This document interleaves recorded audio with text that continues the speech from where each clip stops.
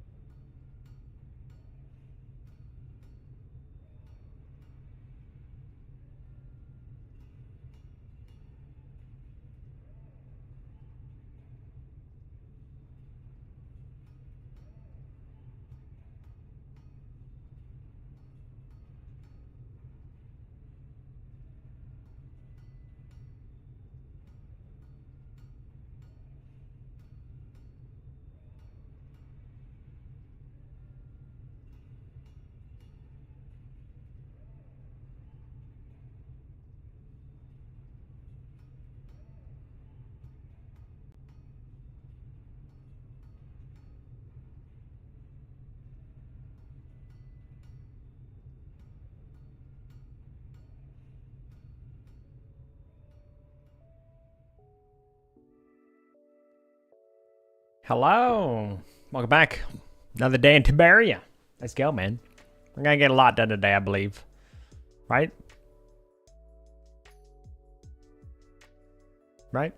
He's clearly addicted to busters. Dude, Muffin just can't stop. He just cannot stop thinking about busters. It's kind of crazy, isn't it? I mean, like, he makes everything about busters because he doesn't like it, you know? It's literally the typical thing of, like, when you bring attention to something, it just, like, it you know, it's out there now, you know?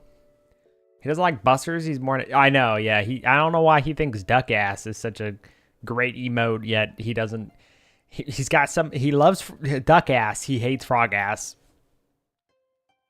To each their own, man. To each their own. But great to see you, Kel. I hope you've been having a lovely day. Welcome back. Crow, good to see you as always, buddy.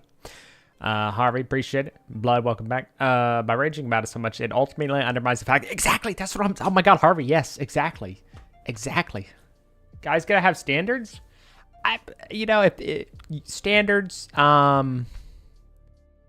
if that's what you want to call it, I can respect that. You know, that's fair. I mean, to each their own, right?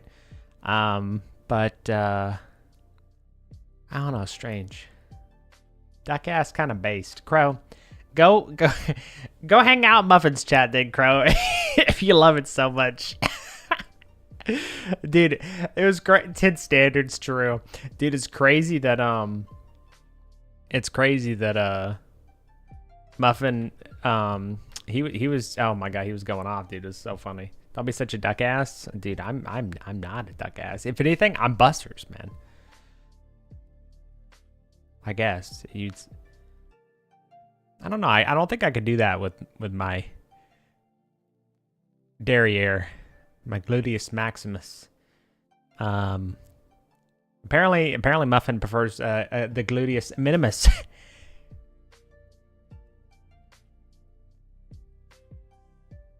Anyway, so this was like coding, not game concepts and ideas. Well, yeah. I mean, that's what today's session's all about, blood. As I mentioned earlier, yeah, I gotta code a bunch of stuff, man.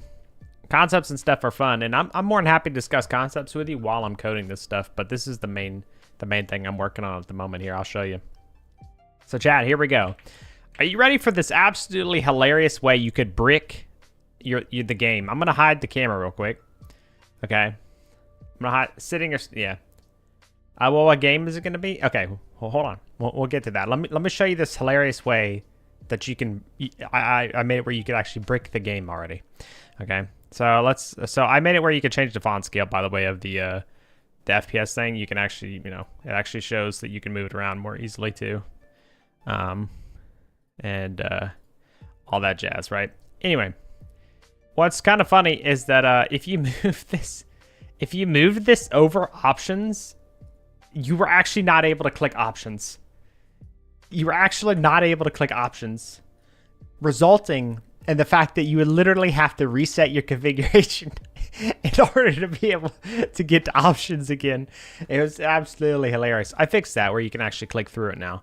But anyway, it was a really funny thing to. I just didn't even think about it. The chaos, the inner chaotic, I think Builder rubbed off on me, right?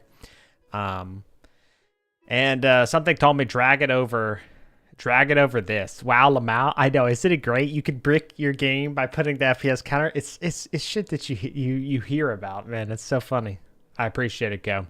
Yeah, I wore it for Panda. He's not here yet. He always says he wants to go bowling. I think Am said that. Can always wear good shirts. Thanks, man. That makes one person. Two people, my mom and you. Anyway, so anyway, I just thought it just killed me. Oh man. But anyway, I'm working on making it where like inside this box you can actually change the anchor point basically, so you can make it go top right, bottom left. It's classy. Appreciate it, man. Thank you, Harvey. Harvey always knows what to say, man. But yeah. Anyway, so what's the game gonna be? Great question, Blood. One of the concepts that I have at the moment, my idea is to make a single player game first. I mean, maybe that's not the smartest idea. We'll see. But that's it's called or at least my working title. What I think I'm gonna call it is the Lock Experiment. Essentially, the Lock Experiment. Lock is hole in German, so maybe it may sound dumb in German, but it's called the Lock Experiment. And the Lock Experiment is essentially I want to make a game that's based in my own lore that I've created for the fictional world Tiberi and stuff, right? So this would take place within that world, the city of Alacrity. That's where all of you guys are, and you would play the character that was basically at the center of the Lock Experiment, ultimately responsible for what happens, and results in what the mines are today. Why they're just horrible. Third-person story RPG game. Yeah, I guess you would describe it that way. Yeah, it'd be psychological horror though. I love psychological horror games. I think it'd be a lot of fun. I got a lot of messed up thoughts in regards to like I like my brain is really good at coming up with horrible things to like for horror games and stuff, So, what do you mean horrible? We love the mines? Exactly. Gonna have items, puzzles, equipables? No, it'd essentially just basically be so the Lock Experiment takes sorry, it would be first person, my bad. Yeah, it would be first person. You wouldn't have stats, no. You're just gonna play as a character that interacts with a device known as the beer, and you are within the you're within the beer. The beer is the I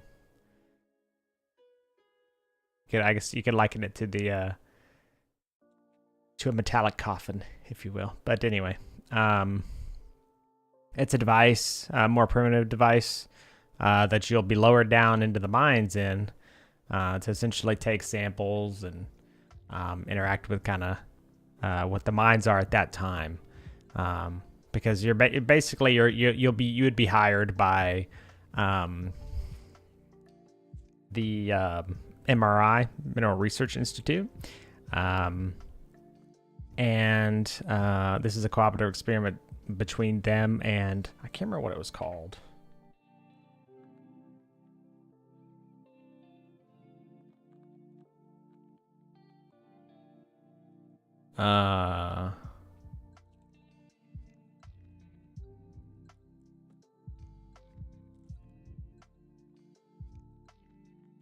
Where is it? Maria.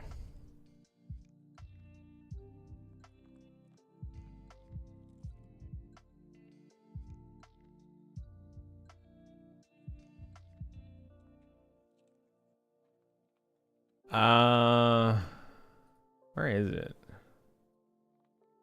Geological Survey Committee. That's what I was trying to think of. Geological Survey Committee. There we go. Anyway.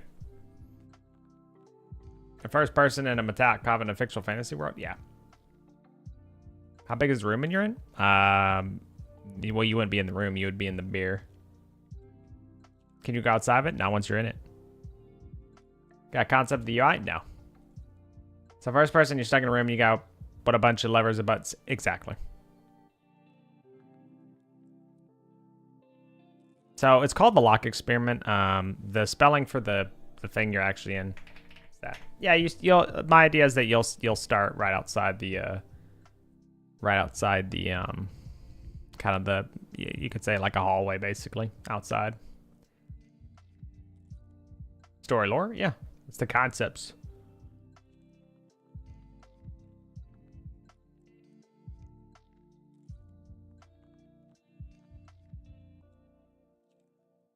There's no answers. I mean, well, again, I like I said, I don't mind discussing it, but you know, as to some of the detail of things, I don't want to go too far into detail.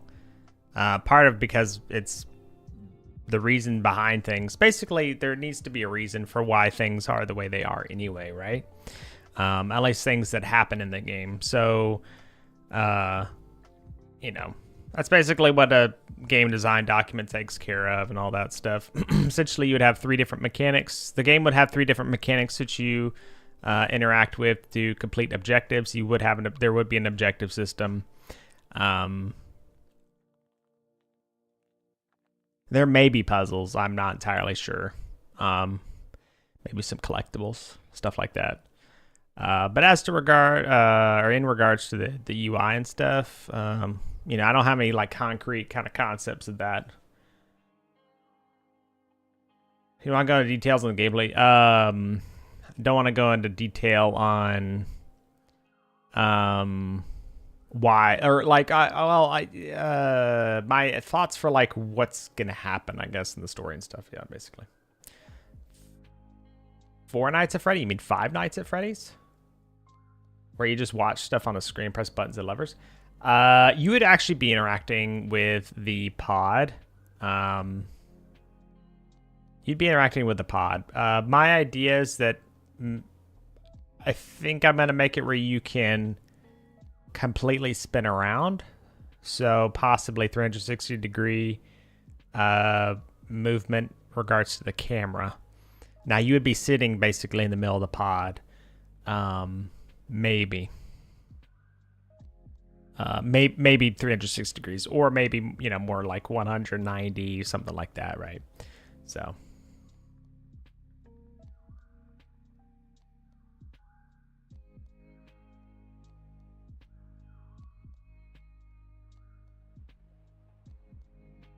Let's see, so we gotta work on, basically I already set up, before I started streaming today, the ability,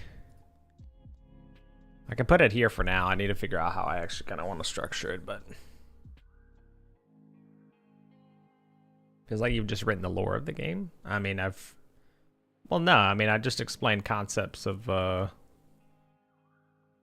kind of, you know, like I said, I kind of glossed over it anyway, but like I said, there'd be 3 different mechanics that you'd be interacting with. That's like the purpose, like the gameplay loop, basically, right? As you're kind of going deeper into the mines, and there'd be an objective system.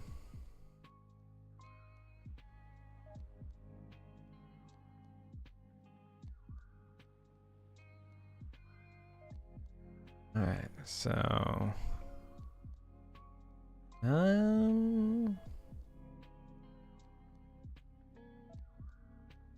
Maybe created to the right.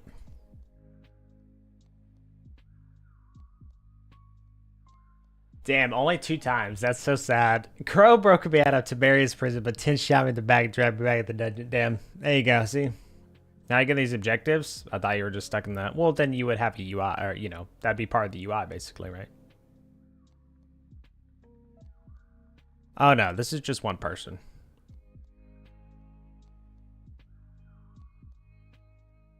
Like playing Saw. Yeah, you could think of it that way, where basically you're being told what to do over a radio. Basically, there'd be someone up top, right, that's kind of leading the experiment, and they're communicating to you what you need to do. Actually, I just had a cool idea for how that could take place.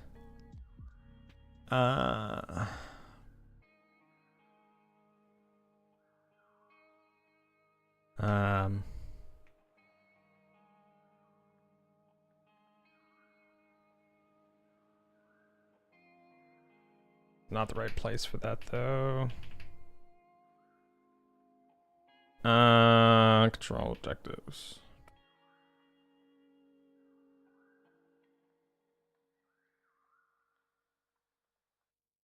Not. Let's see. Let's copy that. Location.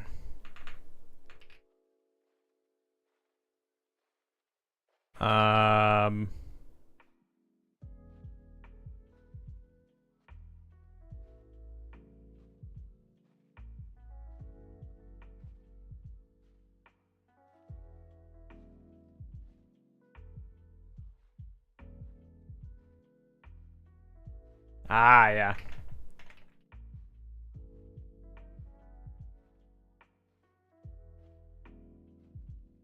All right, there we go. Nice, had a pretty cool idea.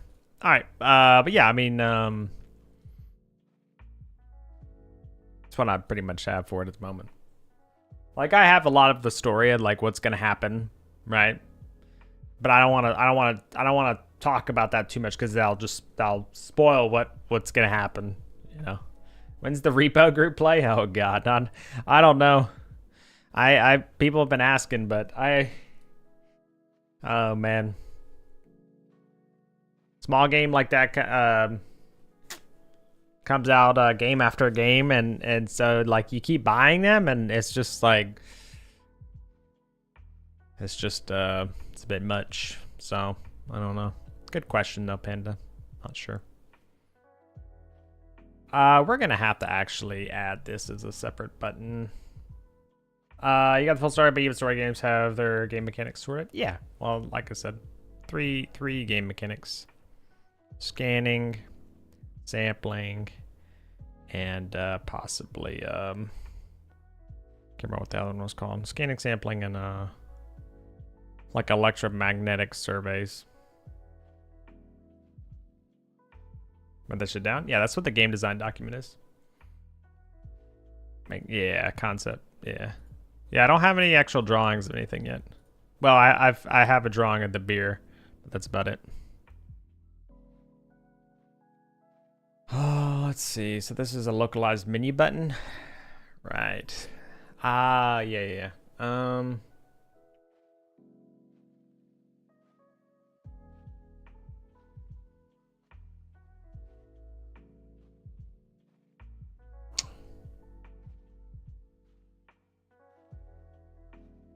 Chat, what's your opinion? So I have a question for you guys, right? So you got this FPS counter, right? And there's a box within it, right? Very early stage, jumping in Godot to learn it. I have been using Godot. So the thing that you see, the overlay you see on stream is what I first made in Godot, because I've been messing with Godot for probably around maybe a year. Not too sure now.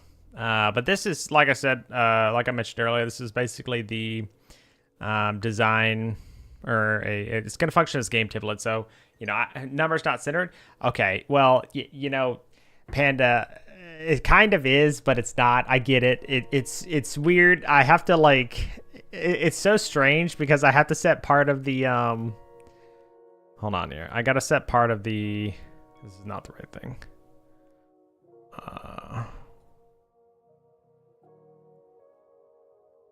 Like I have to add an additional like offset for the box. It's so strange. Like even that looks a little weird, but anyway. So this is gonna be your first game in Godot ever. This will be my first game ever. Unless you want to classify the overlay on stream as a game, which you could if you really want to. Personally, I don't, you know. It's probably a game, but you know, yeah. Maybe no box. Well, the box is there so you know that you can drag it around. Because basically, it draws attention to it, you know? So, like, it's locked, right? You unlock it, and then the screen grays a little bit, and then you can, the box is there so you understand that you can drag it. Do you feel that that's communicated clearly?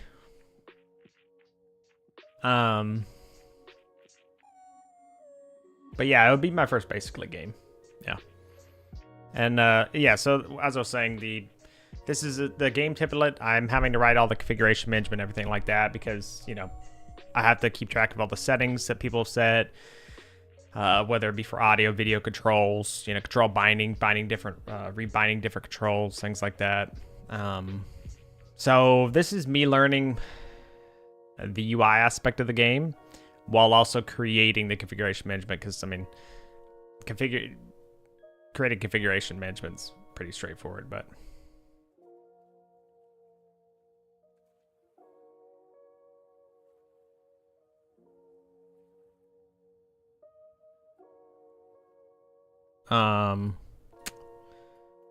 so that's that.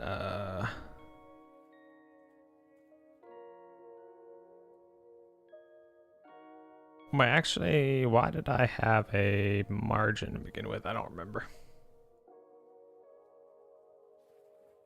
Right. It's kind of weird that the...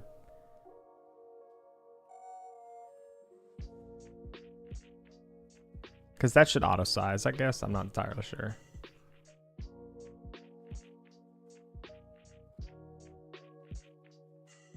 Let's do FPS label... Update minimum size? Okay, so yeah, which makes sense. That should already be doing what it needs to do.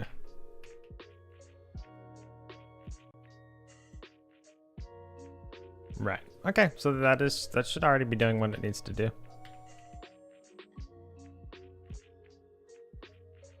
So yeah, basically you have to add like a little bit of a margin on the right for some reason to like make it look like the box is effectively surrounding it properly. It's very strange.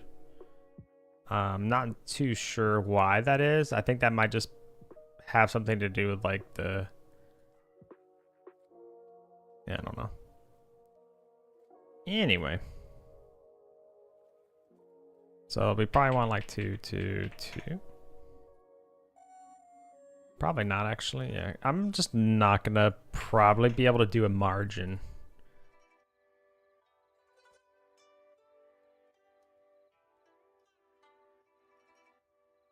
See, that's strange. It's got to be because like the label thing. Anyway, that's not what I want to focus on right now. Anyway, we need to figure out the. Need to figure out the. Oh yeah, this is what I was gonna ask you, Chad. Man, you asking about the FPS counter? I'm not saying this in a bad way, by the way. You asking about it is crazy. I got so distracted. I'm not saying it in a bad way. Ask away. I'm just blaming you. So as for a position, right? You guys are going to be able to select 4 different positions. My idea, at least, is that people will be able to select 4 different positions as to the anchor point of the text, right? So you can do top left, top right. Actually, yeah, top left, bottom left, top right, bottom right. I just realized that I had the middles, which I actually can take out. Hi, Muffin.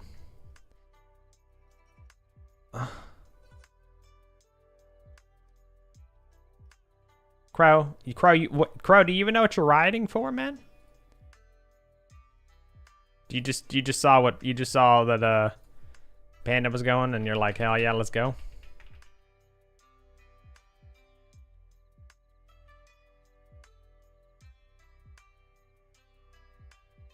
Dude, Muffin's trying to ride, bro. He's trying to ride now too. Oh, okay, go. Can we get some busters in chat? Anyway, all right. So we have. You're gonna be able to do top left, top right, bottom right, right? Should I create a button that literally just tells you what it is? Never mind. It's all about duck ass now. You guys are gonna. I feel like you guys will make Muffin dislike duck ass too, man. All right. Hold on. So.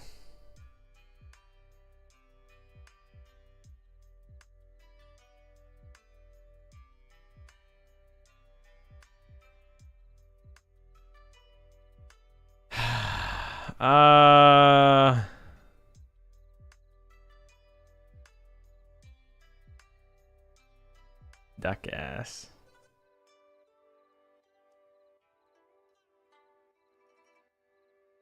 I agreed with Muffin. You like duck ass more than Busters, Co? You don't mean that.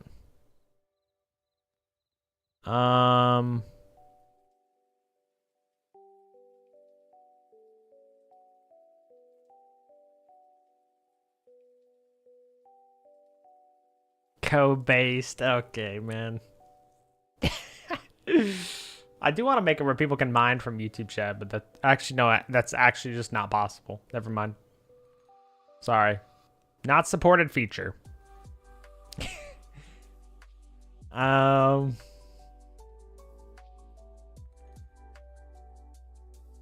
mean, it could be. That'd be difficult to do, though.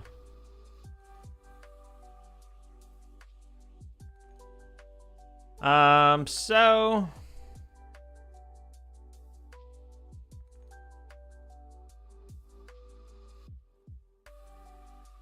okay, so in my mind, a button that clearly communicates like where you want something kind of anchored is either a single button that changes like the top left of it to have like a white part, and then you like click it again, it moves to the top right. You click it again, it moves to the bottom left.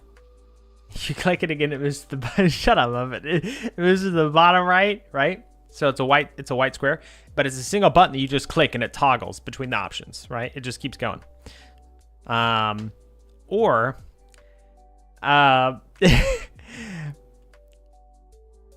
Muffin's distracting me, bro, because this guy's talking about Mish again, man. I'm gonna have to ban that word. That's gonna be a moderated word. we're gonna block any mentions of Mish. You know what? Instead of blocking it, we'll just shadow ban you. You mention Mish, it'll go through and you'll just be shadow banned. You always wonder why your gambles lose. Your gambling will be set to 0. That'll be what happens. Holy shit. Oh my god. Yeah, that was a wild comment. Muffin. I didn't get any clarification on whether or not that was a joke, but that's strike 1, bro.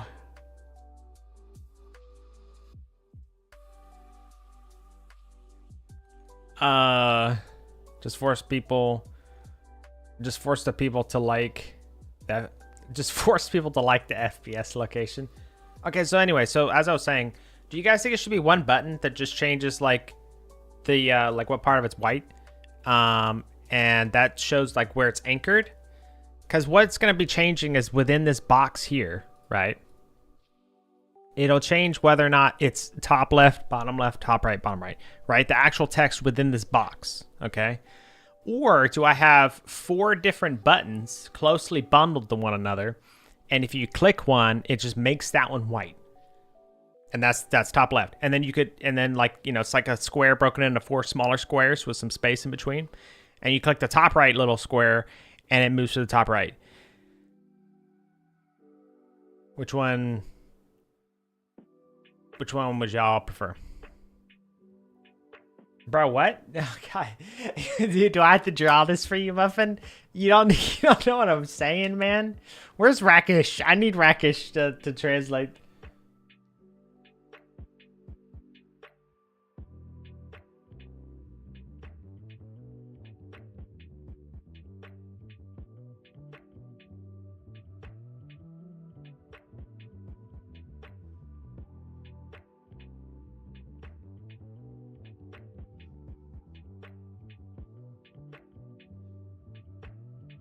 Something like, I think disk manager, right?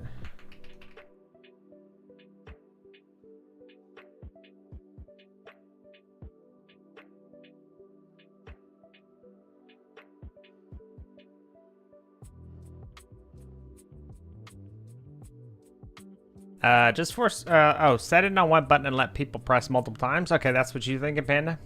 See, Panda understands, Muffin. Why can't, what the heck, man?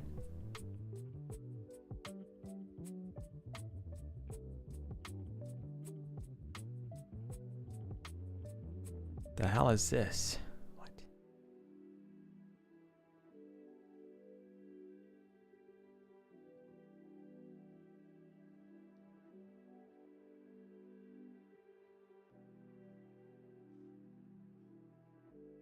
That is hilarious. Why does it have...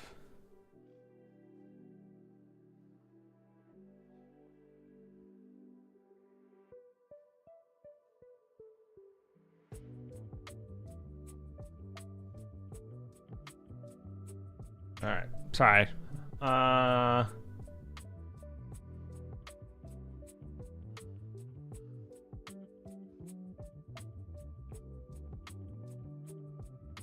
So I guess so that software package is basically like Samsung's Magician software, but I guess it's just compatible across like different NVMe's and stuff. Well, I guess different storage types.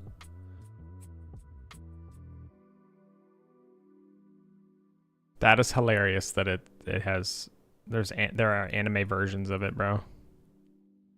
Why are there? Oh no, I just accidentally downloaded it. Wait a minute. Wait a minute. Been around for a very long time. I mean, I'm not surprised if it's hosted on like SourceForge or whatever it is. Bro, how am I supposed to decide which freaking anime one I want to download if I can't click on the pictures, man? That's kind of weird. Anyway. All right, chat. Rakish, hold on, Rakish. Wait. I know you're having problems, but wait. All right. I'm streaming, so this takes precedence. Listen. What Panda has likely heard you explain the question thrice already. Well, no, no, Muffin, you were literally here when I started explaining it. But anyway, it's fine. I forgive you, Muffin. Do you think for choosing what like if it's in the top the actual FPS count is in the top left of the box, top right of the box, bottom left of the box, bottom right of the box, right? Do you think it should be a single button that you click and it moves like a white square on it, right? And that represents where it actually is supposed to be like sucking to inside the box, right? Anchoring in the box. Or do you think it should be 4 different buttons kind of clumped together, so like a square that has been cut into like 4 smaller squares, but with like some space in between, right? So it looks like there's like a cross pattern between all the squares, the 4 squares. And you click that square, whatever, you know, like one won't be default selected, right? But anyway, you click one smaller square and that one turns white. And then you click a different one and that one turns white, right? Which represents the thingy. Does the box represent the screen? Yeah, the box represents this little box. Because as you can see, the problem is that basically, here's the thing. You want to make it small. You want to put in the top left. It's great. Looks perfect, right? You put in the top right. Well, now all of a sudden your FPS counter is way on to the left of the screen, you know, too far in, right? So I want to be able to, you know, I want people to be able to, if they want it to move it, they got to be able to change the anchor position so that way it actually looks proper on the screen. So to again answer your question, Melvin, the little box will represent this white box where it moves around inside that, not the screen. I thought about doing the screen, but I figured you can already move it. So like, I'm not going to add a button just to suck it to the parts of the screen when you can move it yourself if you wanted to anyway. Quadrant style. I mean, yeah, it'd be a, you know, like literally, I can show you with my hands, right? Right? So you have a square, but there's a cross cut, like a plus sign cut out of it, right? So you're just left with 1, 2, 3, 4 smaller squares where this bigger square used to be, right? And then you click on this one, it becomes white, or you click on this one, it becomes white. Click on this one, it becomes white. And it represents the position within that small white square where the text is supposed to go, or where the FPS number is supposed to go.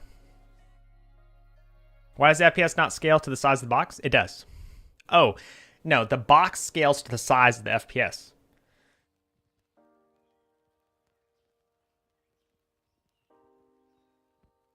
The box scales to the size of the FPS. So like I make it bigger, and then that's not really a concern now. Right? I feel like that's... I just said that? Yeah, well, no, that's... yeah. Which one, Panda? Oh, like in PoE 1, it's 1 and shows advanced FPS.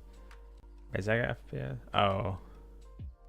Oh, is it? Oh, yeah. Yeah, I see what you're saying. Yeah, but that's different. I don't think it's too far with customization because, dude, literally you shrink it and, like, your FPS counter is all of a sudden, like, too far to the left here. That's just dumb. Like, what's the point in making it where you can change the size of the font if that's the case? This works perfectly. If I just lock it there, then it wouldn't matter, right? So I don't know what you mean though, Muffin.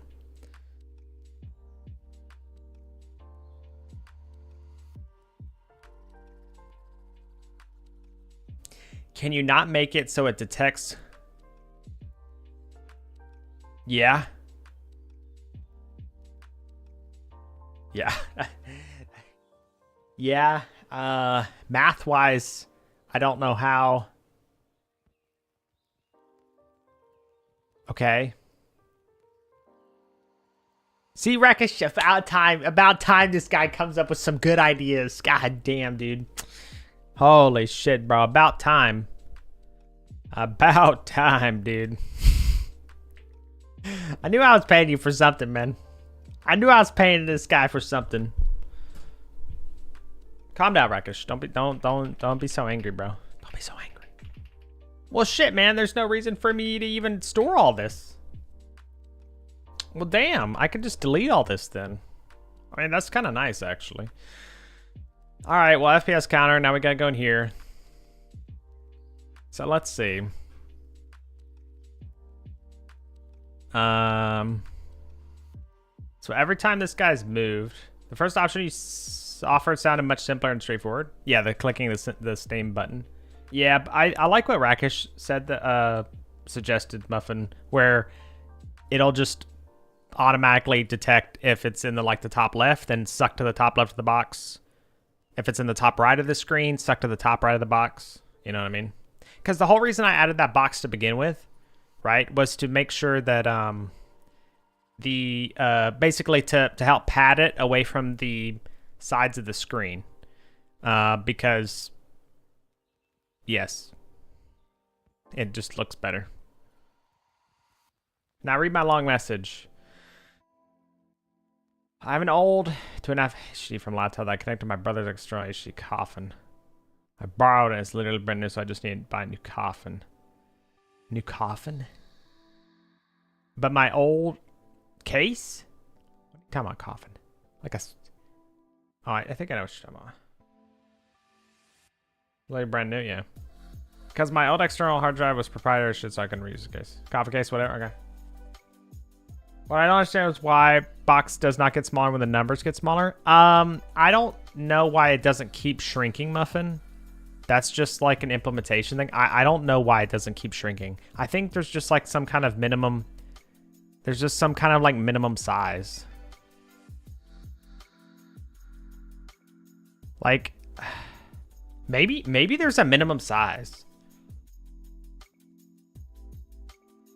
Maybe, I wonder how that's, what would that be? Maybe this is the FPS counter's minimum size and that never gets adjusted. Can you center the FPS of the box? You can. But I'll show you. The problem with that is that if I center it to the box, right?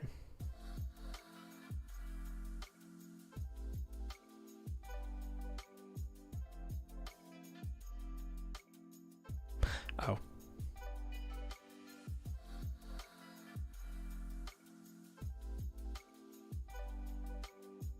Okay, the problem is if I center the box, the same problem still here, where it's the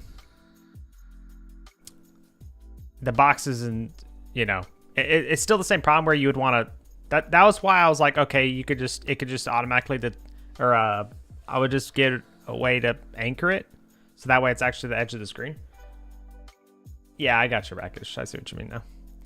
Would you be able to get it to auto detect the quadrant? Yeah, I could. That would be very easy. It would just be you would take the vector of, the position, the vector of the FPS box, and then you would say you would divide the screen size by 2, right? And you would divide the height by 2, or you divide the size by 2. Sorry. So it shrinks everything to one box, and basically what you would do is you would say if it's greater than the width size, suck to the top right, because now we know we're over here. If it's greater than height, then we know we're down here. If it's greater than both, we know that we're in the bottom right. So that'd be very easy to do. I already know how I would do that. But I'll check real quick if I can find out why the box isn't really shrinking. I thought it was just, I felt it was just kind of something I had to deal with. I don't, I feel like it's I don't really know what it would be.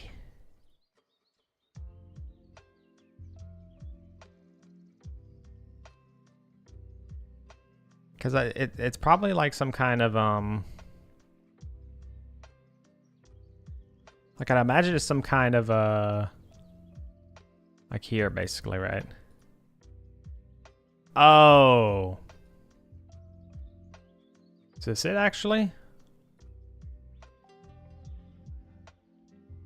Oh, it's still being centered. Do that. No, okay, so that still doesn't work. That's just putting it there. Yeah. I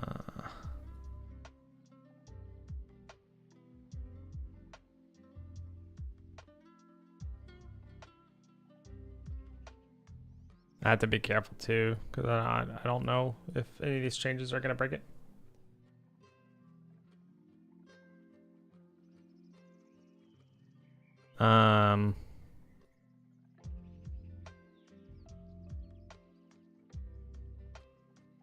Oh yeah, because that's...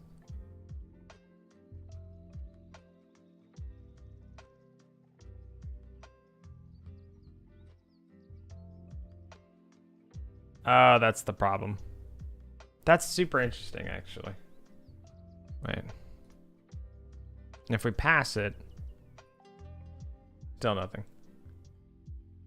Yeah, no worries. No worries, Muffin. I gotcha. Okay, so we do want to stop, because... No, we don't. What the Hold on, I need to... what was it on? It was on ignore. There we go. Yeah. Right? No?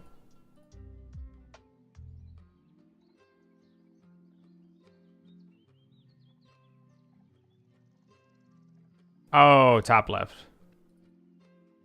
And then...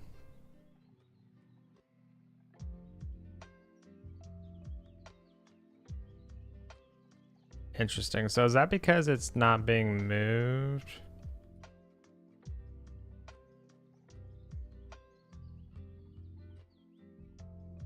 Why is that working? Why was that? I broke this shit again. I don't know why this is hard to keep track of here. Get diff. Scenes menu nodes up, yes.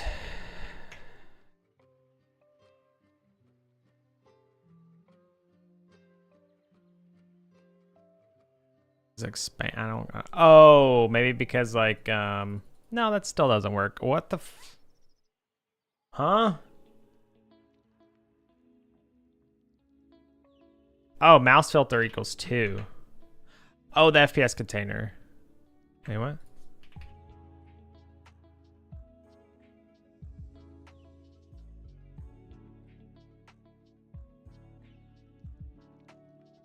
Hold on. I need to figure out what's going on here.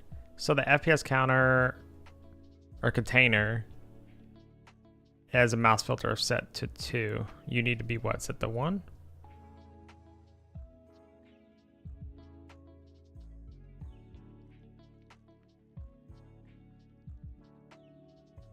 Maybe on stop? What is it? What?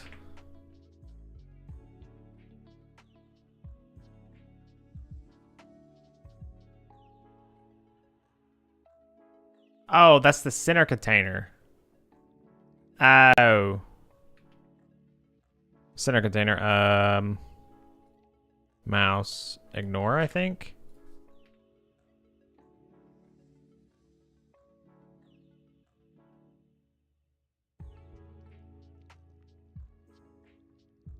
Hold on, I have to figure out. It's tricky to get the mouse stuff to work properly here.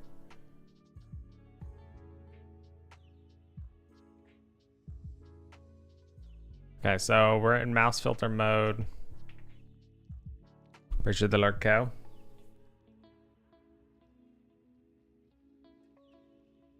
This guy just what? Wait. Mouse filter. You can name an owner. Margin overlay. And the overlay itself needs to be on, I think, just 2, right?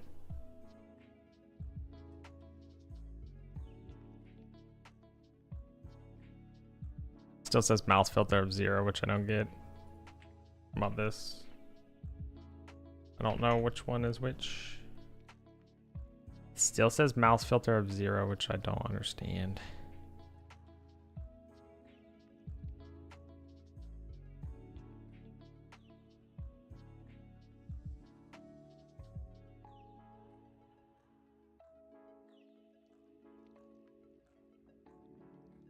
That doesn't. I'm just gonna restore it. I don't care. I don't care. I'm tired of messing with the same thing over and over again. Yells me, man. There we go. Don't know what causes that. It's some mouse signal on this that has its problems. Okay. So we're back to where we were. Oh, this had this anyway. So ignore on that. Okay, maybe that was the problem. Oh, where's your fish? Oh my God, why is that still there, man? God damn. No, dude. Okay, remove fish command from commands command. Man. Oh my Lord. What the heck? It's Joler. Jolver.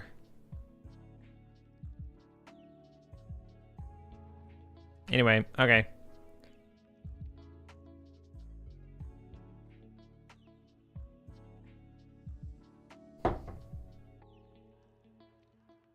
So I need to focus because I'm just staring here. Oh, staring now. Excuse me. Okay, so what is the problem? The problem is this guy is always in the center. We don't want that. We want him to.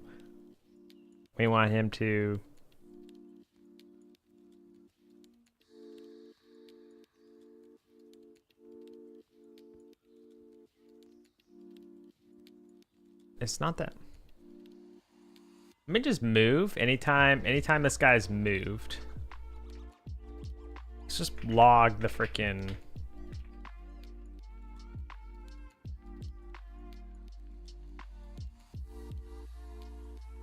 Let's just log it. We can actually even just start a repeated timer. Is that a timer?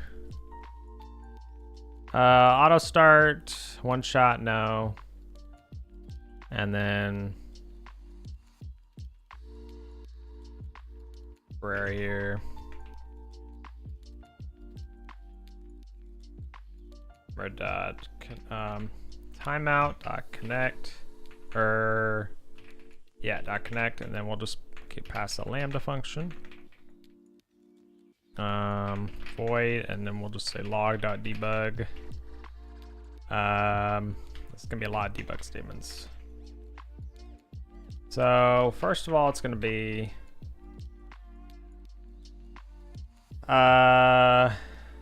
one. We'll just do one minimum get minimum size. 2, 3, 4, and then we'll say overlay container dot get minimum size. I'll say FPS container dot get minimum size. Say FPS label dot get minimum size.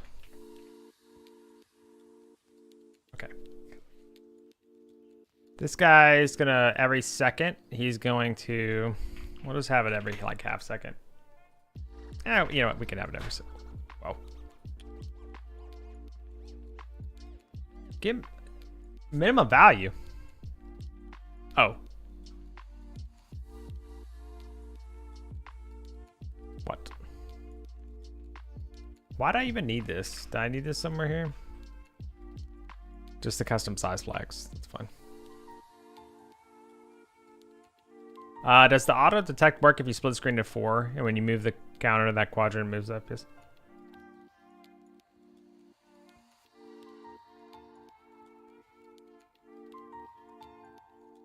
That's what would happen, Panda. Exactly. That's what I was describing. But I would have to write the code for that, which is again literally super simple. It's probably like 5-6 lines of code. But if I could figure out why the box is not resizing, then I could actually, I would know a lot more. So, go to windowed. So we see that that's there, right? Interesting that that changed. Okay.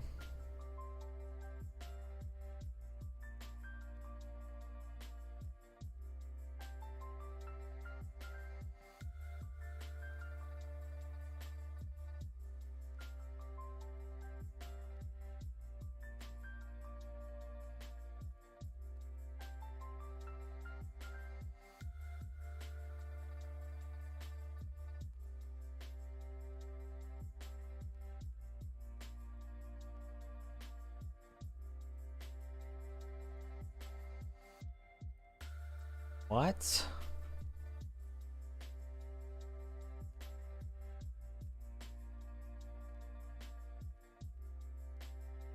Oh, it could be the hint. Wait.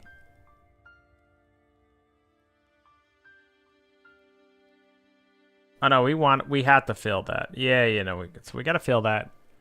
I think it actually might be the problem of this hint box. Hint box. Might actually be the problem of the hint box. Okay. So we see that there. I don't think that's the problem really, but no, see. So the only thing that's changing is the overlay container. And the hint box is minimum size. So instead of get minimum size, let's just do size. Size.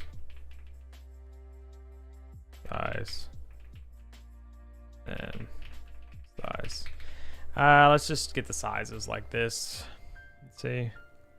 Okay, so that's perfect. That's what I want. If I make this bigger, yeah, see, none of them change. That changes it. That changes it. Right, so their size is not being updated.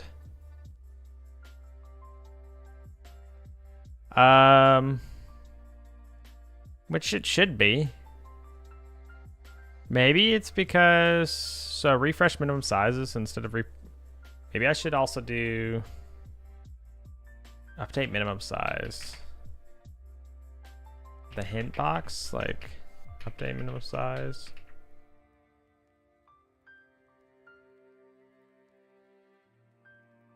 No. For get children.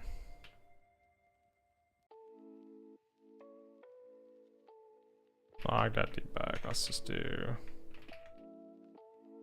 child.name.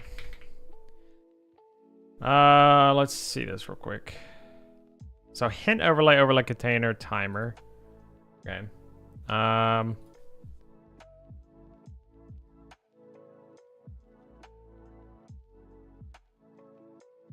Is there like a get?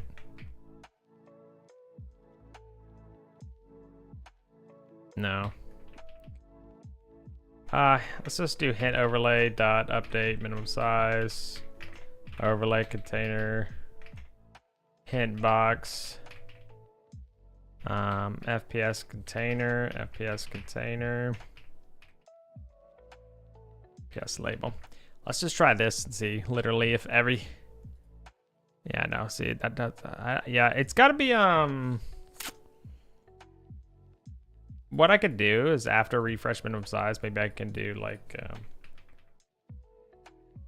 okay, so after this, we'll say overlay container dot size equals get minimum size. I don't think that, oh, whoa, what? Wait, that works? That's so weird though. But why? That's so strange. I mean, it works. Honestly, that actually works. That just works.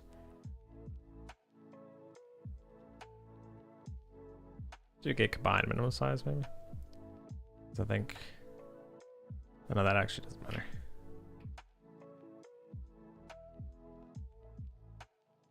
Minimum size.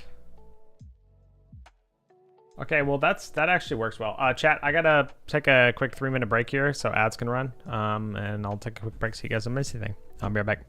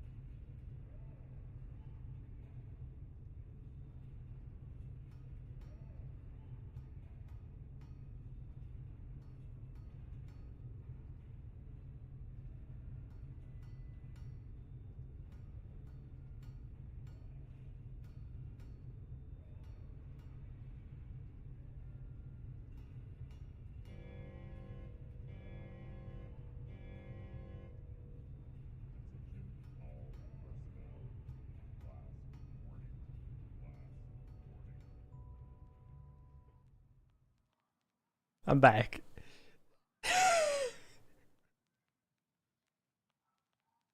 Sorry. Oh man. Sorry, Rakesh was just This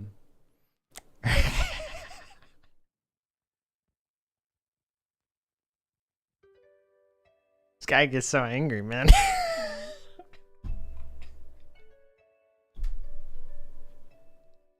I can't believe you have that, Rakesh. I can't believe you have that. Holy shit. Bro, calm down, Rakesh. Before I take you out and get a Big Mac in this shirt, bro. My bow with your nuts. How about that?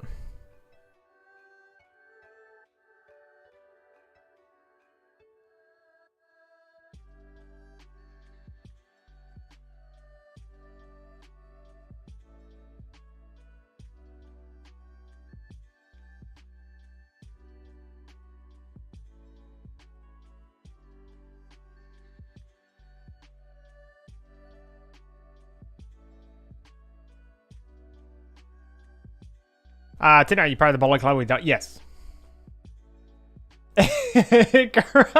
Dude, Crow, I like how that meme, it's synonymous with you being blasted away by Rakesh. That's what I feel like now. It's not even that's you. That picture is literally you correcting Rakesh as you're getting blasted away, man. It's crazy. I am Co. I am. It's where we have secret meetings. Have you not heard of the bowling club in Tiberia? It's the it's a group that is responsible for monitoring the safe haven, like making sure keeping the safe haven in check. It's like a group of elite people. Obviously, I'll be part of that, right? I think I would be invited to the group that I would probably have created to begin with. What's my bowling score? All right, let's get back to coding. So, hello, Matt. Bowling club, more like League of Grandpas. I'd play that league. Be a cool league to play.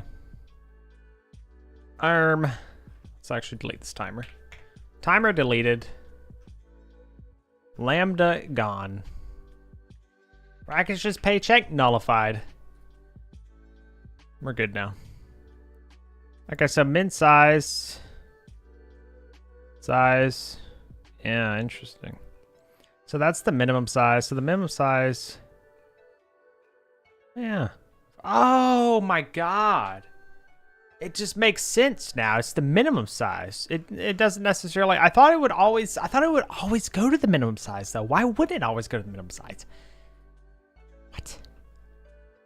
By the way, shout out to Muffin for asking why I could not fix the problem Muffin basically said why box no shrink though to begin with, and he actually fixed the problem. So what? Let's get a round of bussers for Muffin. I'm doing fantastic, Matt. Even better now that you're here, man. How are you doing? It's good to see you. Good to see you. Do I even need to do that? Probably don't have to. Duck ass. Can't get enough of that. I'm not going to continue that statement. This is what happens when I program. I don't think about what I say, and that's not a good thing. Okay, are you guys going to freak out because it doesn't look like it's completely centered? You guys are going to not like that, right? Like, it's going to bother you? It would bother me a little bit. Do 8. Yeah, that looks good. For some reason, I have to change the margin. I don't know. Anyway, look. Oh my god, dude, it works. Chat. Oh, it just works, bro. It's perfect. Oh my god. Okay, we're done. We're done. FPS counter, done. FPS counter is done, dude. We're actually done. And this works too, right? Oh.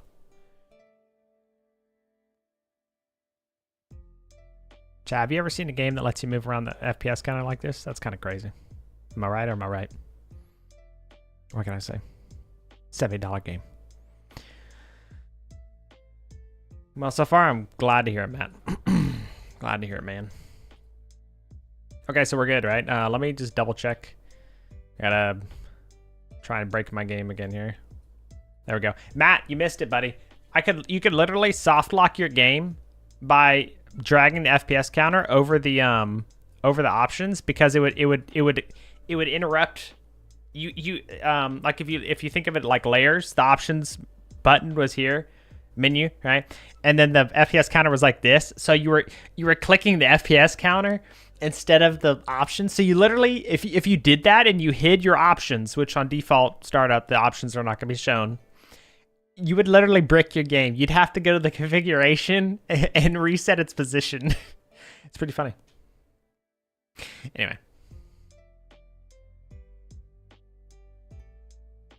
That sounds really bad. It's okay. It's fixed. That doesn't happen anymore. We're good now.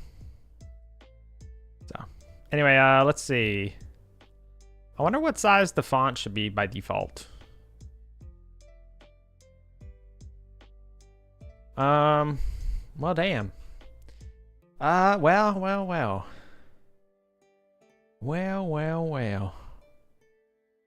Dude, I probably don't even have to freaking... I wonder if I don't even have to do update minimum size here. Does this break everything? It doesn't? Oh yeah, did you see that for a second? That was weird. What was that? Do I smell a bug? Was that just lag? My computer lag?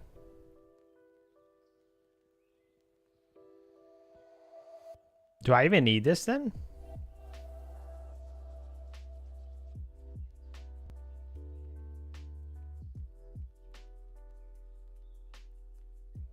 Okay, no, yeah, that I think you do need this. Maybe at least that one, because it's like, yeah, I think you're at least. Uh-oh. What was that all about? Why did it reset the font size? Huh? What happened? Oh.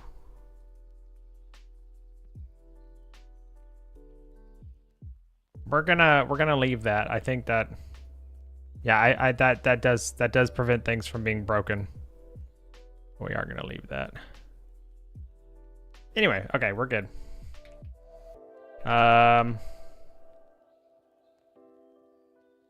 Reset size to its minimum each time to ensure the hint box does not stay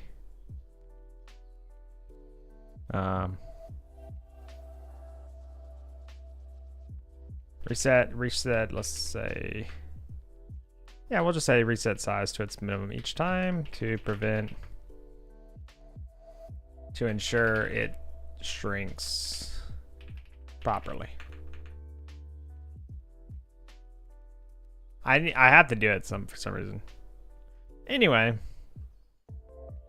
we do actually have a lot of notes on this one, funny enough. After Bierman just talked to me about code comments, I did have to comment this one a lot more. I'm gonna put that there because that's actually where that comment would go. I don't think we don't care about FPS count container anymore. Get rid of that. We can get rid of the size flags.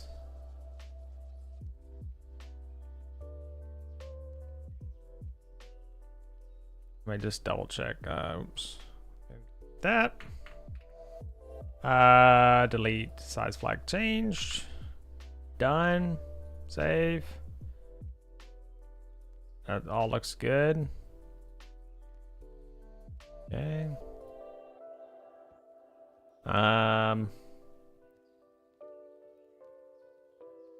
Chat Rackers is threatening me. It's kind of rude, isn't it? So FPS label, we need that. Hint box, we need that. We don't need this to be a unique. And then that's it. Yeah, with these four, we're good. Hell yeah. Oh man, I'm so happy right now.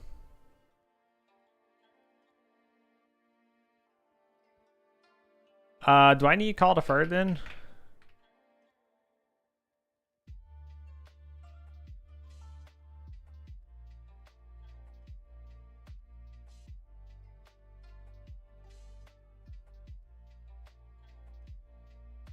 I don't think I need call deferred on this anymore.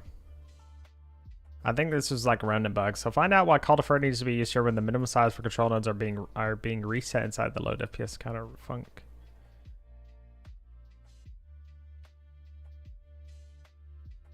What? Where is this? Yeah, this.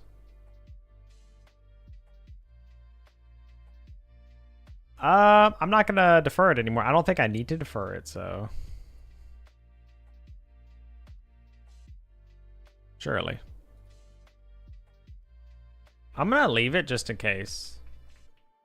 Note. This required. Or fix me. I'll just put it as a fix me. This used to use call deferred. So it may break. This shouldn't break though, because I think it was just a remnant of how I was doing some of this stuff. I think it looks good. Do I need call deferred here?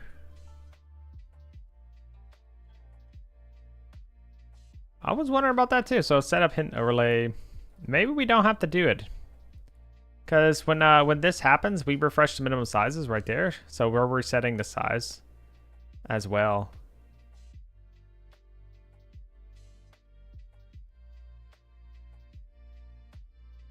I think we're good, man. I don't think I need call deferred on that anymore either, so. All right, cool. I'll put that there, but we're good. Oh. So adding this one line actually fixed so much. I knew the Muffin Man could do it.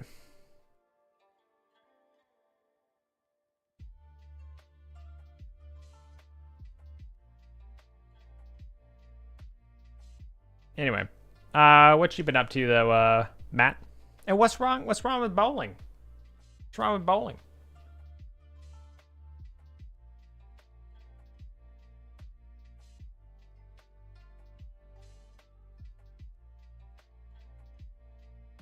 Nothing wrong with it? Hey, I don't know. Kind of seems like it. We can get rid of all this. We don't need this either. In fact, I think the only thing that I had that I changed here was just that. So get status, get diff, auto load configuration, video. So that's all that just for the anchors. Yeah, so we don't need to do that anymore. Get restore status, get restore. Boom. And then get status, get diff, auto load signal bus, get restore. Don't need that.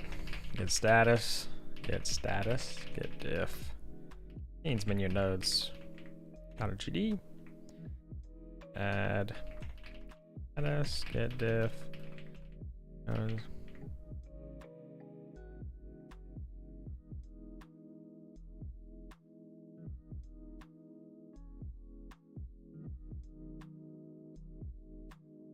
Options, FPS counter settings, menu option.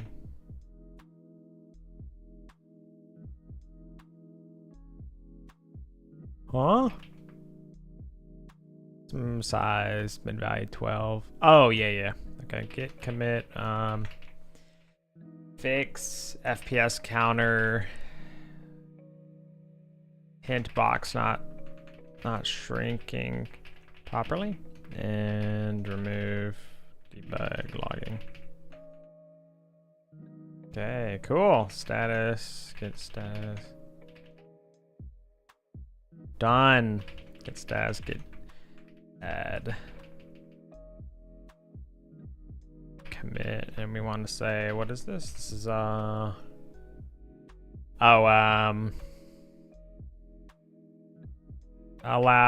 set, a lower, let's say expand font size range. There we go. I think we only have one bowling alley here. We used to have many, but they all closed down. Yeah, I haven't been bowling in a long time. I've been bowling in a long time. All right, cool. That makes me so happy, man. Cause that was a lot of extra stuff in here, and yeah, I mean that just works now. I'm really happy about that. Okay, cool. We do need to shrink it though. I don't remember what it's gonna be by default. That'd be a video. Default font size. I think the default font size being 30 is good, probably. Let's delete our video configuration. File. Why does this show this counter position though? 48.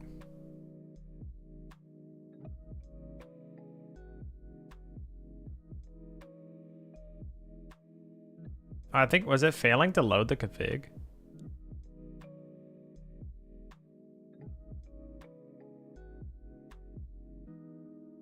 What the? Weird. That's, I can actually delete these two lines, but I'm just gonna delete the whole thing because I can. Yeah. Yeah, you know what? Let's delete the whole thing. We got a stress test, man. There we go, borderless windowed, excellent. That's what I wanted. FPS limit, it capped it already, perfect. FPS counter is off by default, and it's a decent size. Okay, question chat. How big do you guys think that the default should be for for the FPS counter? What do you typically like to have? Like how big is this? Like it should probably be maybe like half the size by default? Because like, what about that? Do you think it should be smaller than that?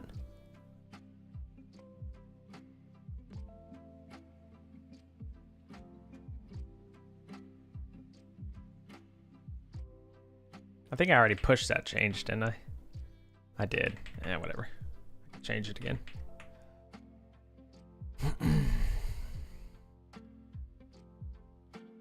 Oh man, it's so good now. It looks so good. It's perfect. Oh my god.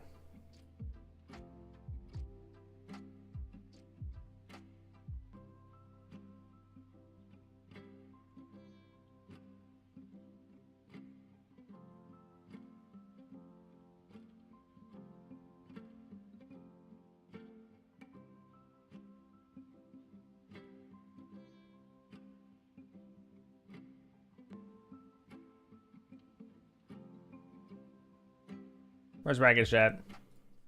Yo. Ding dong.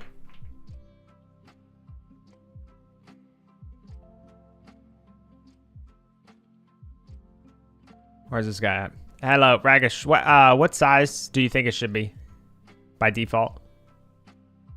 Do you think it should be smaller by default? The FPS counter? Ignore the gray line on the side, or black line. Well, I could do borderless window. There you go. One smaller. Like, wait. Was that one smaller? Wait. How about that? How about that one? That look good? You think it should be one smaller?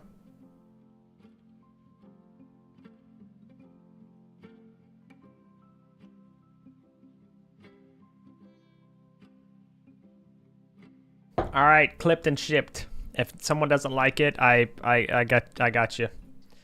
I got your number. All right, so that's a default font size of 18.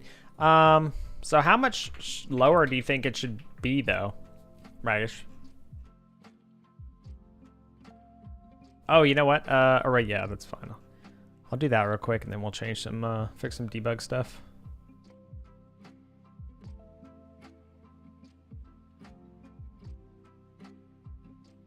How much lower what? Do you think I should allow setting any lower? Like let me show you the minimum, right? So this is that, right? This is the minimum. That's the minimum. I think that's a perfectly reasonable minimum. I mean, do you think I should cap it being larger? Lower for size? Because it's a range, man. Lower in the range, okay? You gotta, dude, I'm literally, my mind, you don't understand. You don't understand. Now this is a little weird though. Why is the top look so like big? Why does the top look so big? That's okay. Realistically, no one should have it that big anyway, right? I think it's fine.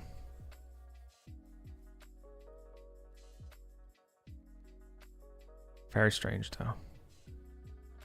Maybe we do top like 2.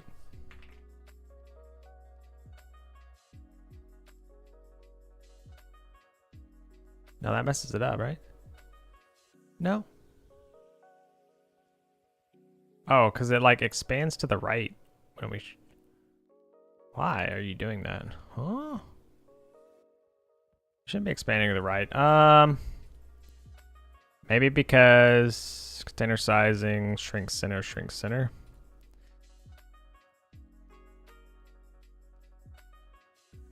Why are you going to the left, buddy? What is happening to you?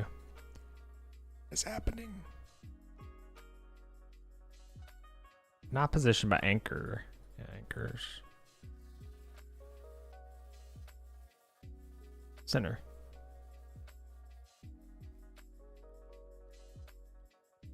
Oh, right. No, that's not it either. Huh? Correct? No, that's not it either. Okay, so I'm confused now.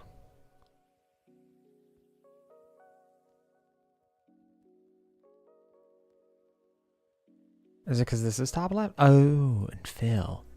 Maybe do a shrink center on this guy. Maybe that's it. Not really. It's still expanding to the right, which I cannot understand. Unless it's just like a font. Oh, it's because this freaking guy, man. Oh my god.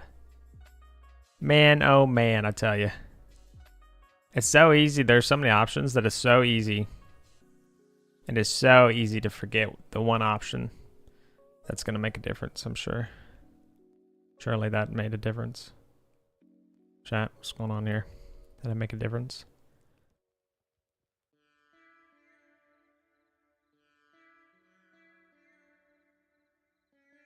Huh? Is it this? Do I need to change container sizing in this guy? Fill. Shrink center. Maybe this one? No, I don't know why it's doing that. I'd like to fix that. What if we do shrink end? Yeah, so that's what I thought. It's like, oh no, that's actually the same.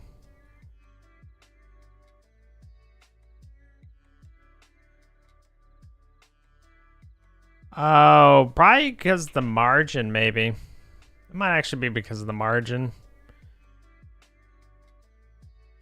Yeah, that's actually because of the margin. In that case, I don't think I care. I'm not doing too much with that.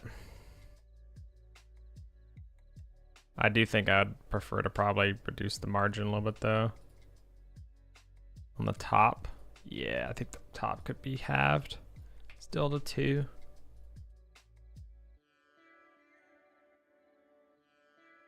Oh, interesting that it like shrunk. What the?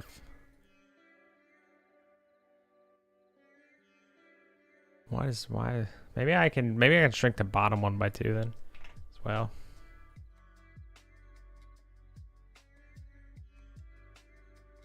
Shrink. Yeah, I think that's good actually.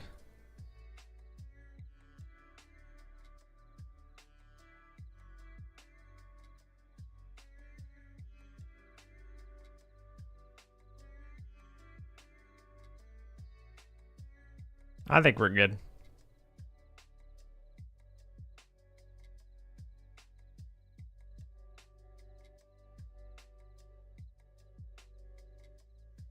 I feel like that's still kind of big.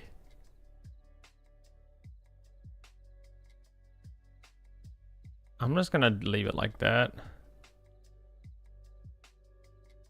I think that's actually, I think I actually wanted the default to be 16 instead. Let's do that real quick.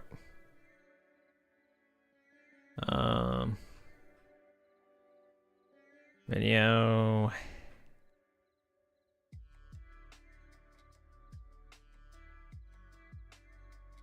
$16. I think that's better. Okay. Nice. We're good, man. Close that.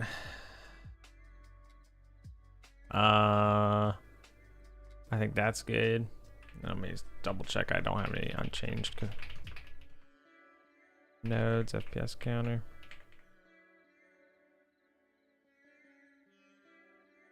Commit. Lower margins. Like.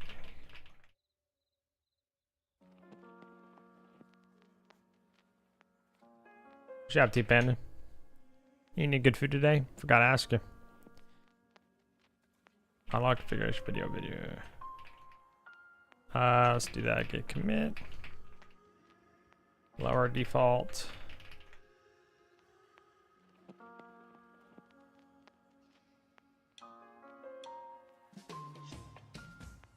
It's on the FPS counter?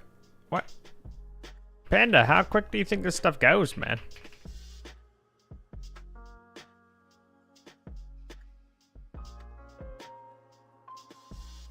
No. I'll just touch it up a little bit. We got it done. We're good. I really like this.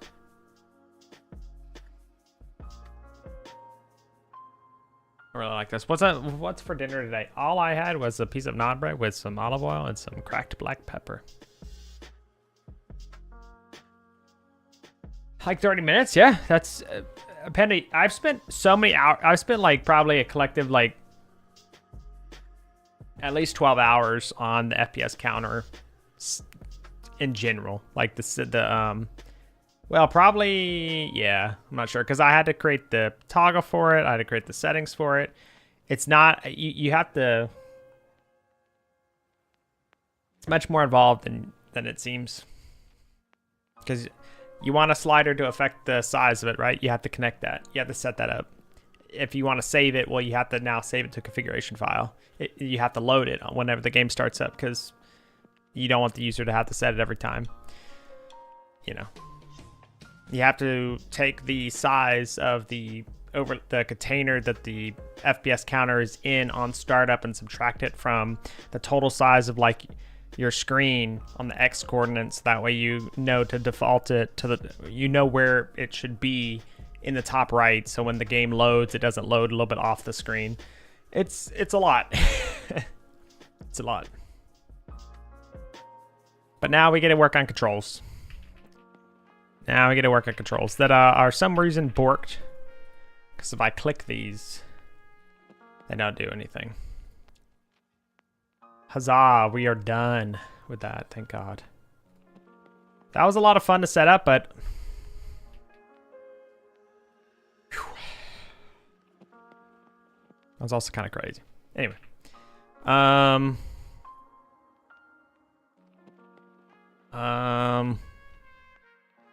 Save. Yep. No, we saved everything. We're good. That's also what takes longer, is because I'm actually saving this stuff. Like I'm committing it, so I have progress, checkpoints basically. What about yourself, Matt? Did you eat dinner yet? All right. Let's look at controls. What happened to the button? What happened to you, buddy? Why are you broken? Why did you break on me? What happened to you? You were beautiful. What the? This is actually broken inside the thing anyway. Huh? Maybe this broke with the Godot upgrade.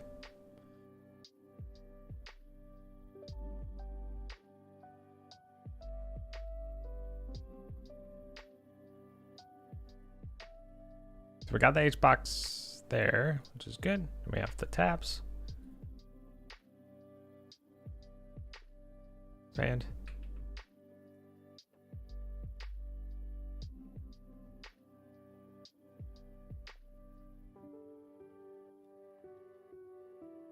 Oh yeah, because it's showing.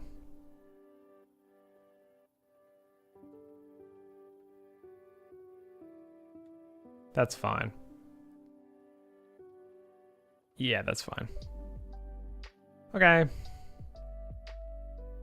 So what's wrong with you guys? Why are you guys upset now? Are we not getting the click event?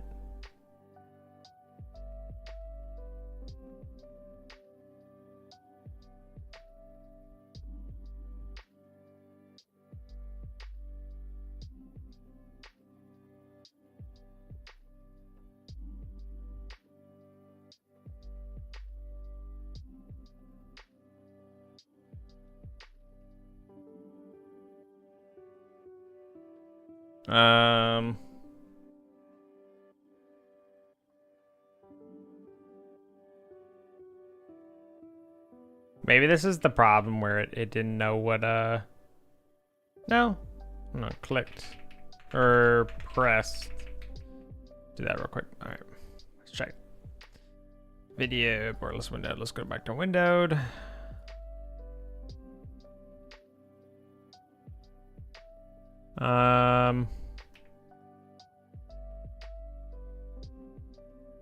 Yeah, so it's just straight up not collecting the, it's just not getting the mouse event.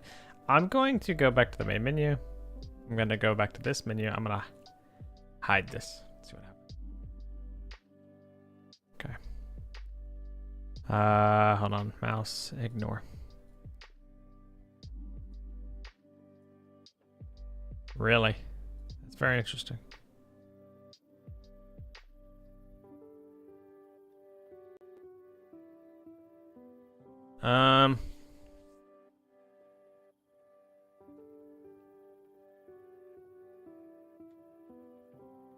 Maybe it's because the whole...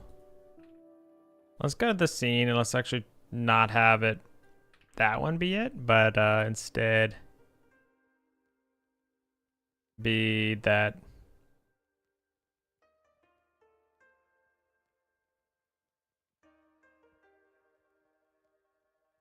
I think I can do canvas layer.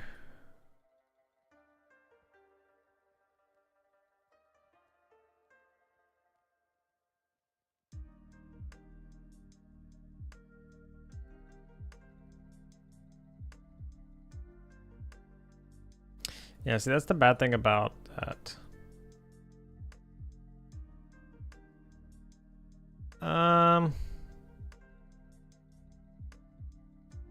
That still doesn't work though. Let's just delete. Let's make that back. Delete this guy. Go back to you, and then. Wait, so it's not the Z thing here. Somehow I broke my being able to click at the same time, and I don't really get that. So we may have to do something. So let's make that back to 1. We do want to make this 1 still, because if we don't, it would collide with it. Yeah, like that. We want to just make sure. I don't even know if I really want a relative. We could do relative, I guess. Reset position. So what's what am I thinking? Okay, well, let's close that again. What happened? Close these. Go here. Draw binding, layout. You're fine. Is it the panel? Is that the problem? No. Go back to the main menu and change the default menu.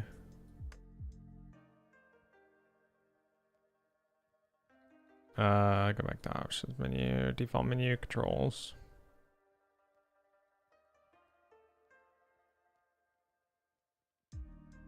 I guess we'd probably want to do default menu of like audio anyway.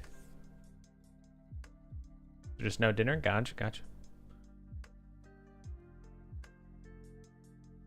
Soon, right? I don't know why. So these work. Something is just messed up here. What happens if I do like ordering? Got some green chilies you need to roast? Nice. Okay, so that doesn't matter either. Is it the... No, because the main menu... Maybe make some chili. Garnish. Sounds good.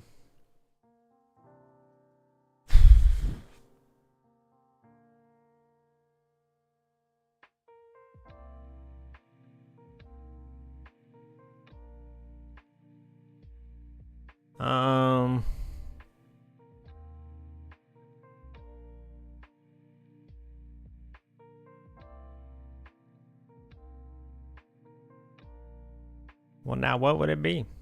It's very strange.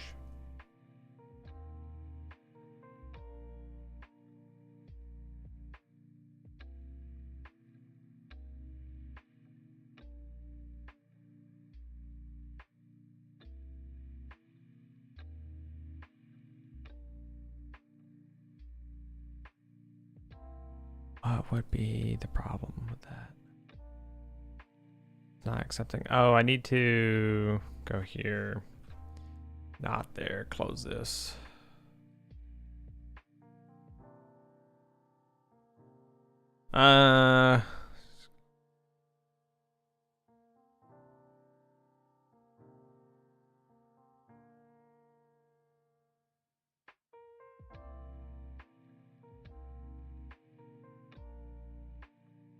Okay. Oh yeah, see it's just on binding or on button pressed, right? Yeah, yeah. Let's check this then. What? Like it's obvious that the button being pressed is just not being received. Yeah.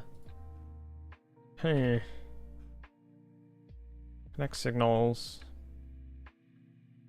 Texture button.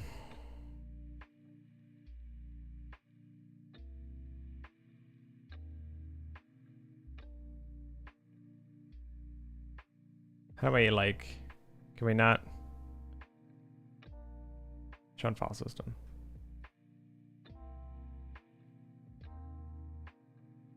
What are you doing, buddy? Why are you? What happened? Mouse pass prop. Oh, is it because of this? No, pass propagate.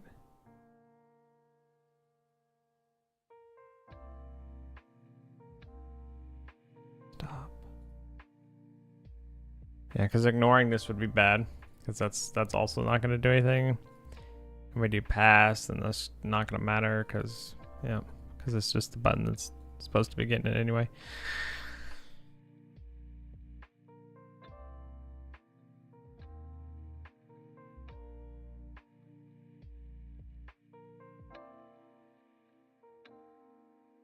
Control mouse never used.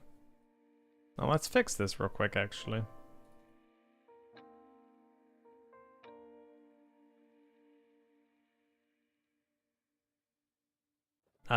Int. There we go. Let's get status.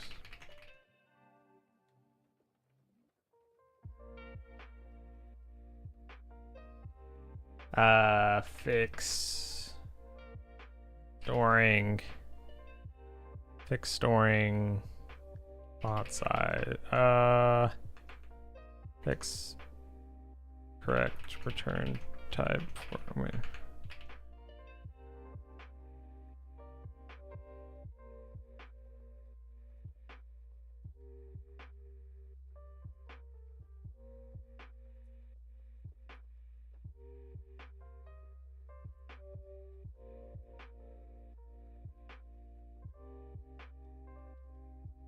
Let's do fixing correct return type.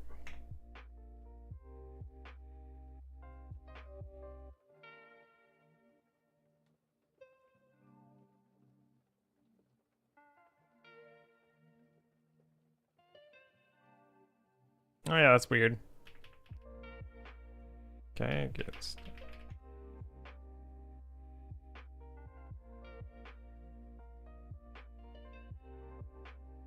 Window GD. All right. Back to what we were doing. I don't. Very strange. Very strange. That could be the problem here. So it's connecting the signals.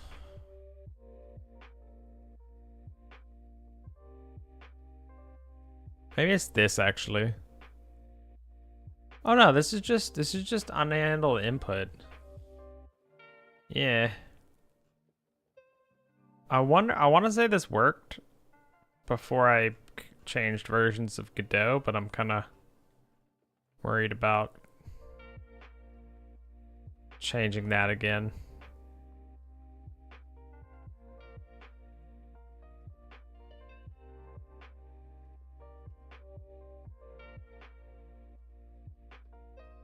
Oh. Okay. So we want to say this center container should ignore. Yeah, there we go. There we go. All right, fixed. The center container should have had ignore for its mouse filter because the order of the nodes, it was blocking it from receiving it. Okay, get diff scenes, menu nodes, controls, binding.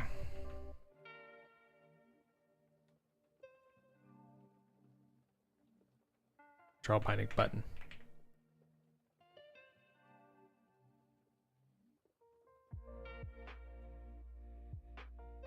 Get commit. Control binding button. Not accepting.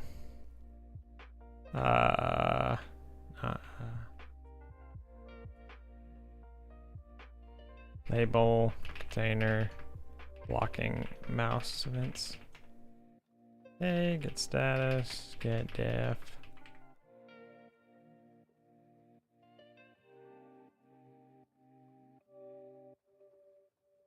Control binding.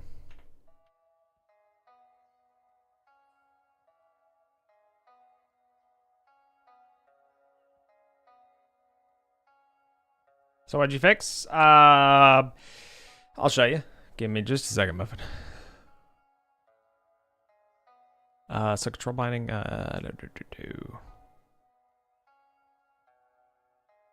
Bad I can't mine for you. Control binding. What?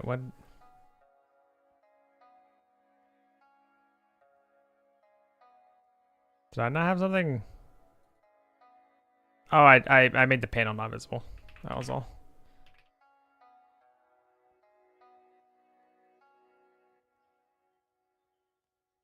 Right. Okay. And then we can go back to the script. We can go here, and then we can delete this. There we go. I must it. No. Never mind. We can only have 12 minutes till like an ad break, so I'm just trying. Wait. Cool. Okay, so anyway, Muffin, here you go, buddy. So we make this bigger. If you look, it might be harder for you to see, but the box actually shrinks and expands now with it properly, so it just works now. Yep. So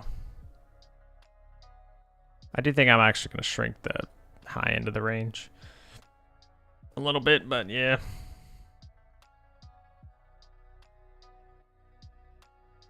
Is this 16? 16. Yep. All right. So yes. Thank you, Muffin. Good job. Although you maybe not implement Rakish's idea, and now Rakish isn't happy. He's revolting, man. I'll tell him I said that though, okay?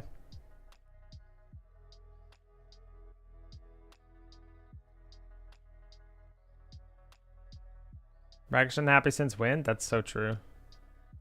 I heard it. Oh shit.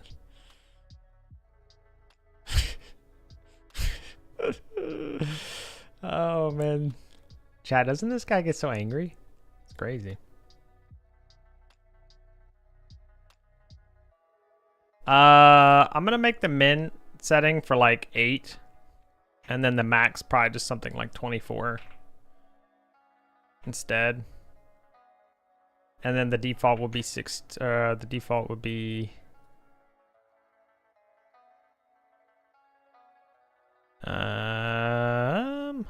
we actually don't even have to set a default, but it doesn't matter because we do want to set the default. There you go. Look at him. He's so small.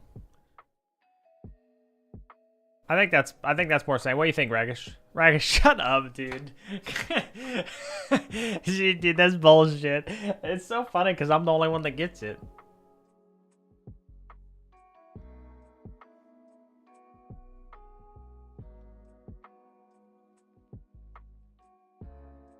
Do you think that's a big enough size for a max size?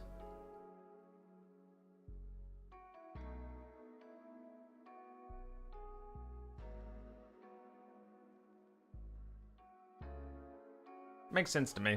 And then it's gonna default to default looks like this now. What the? Yeah, no. Yeah, that's the default now. So there you go. I like it. Beautiful. Excellent.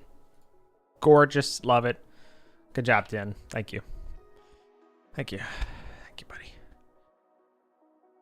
You deserve that paycheck. You deserve Rakish's paycheck.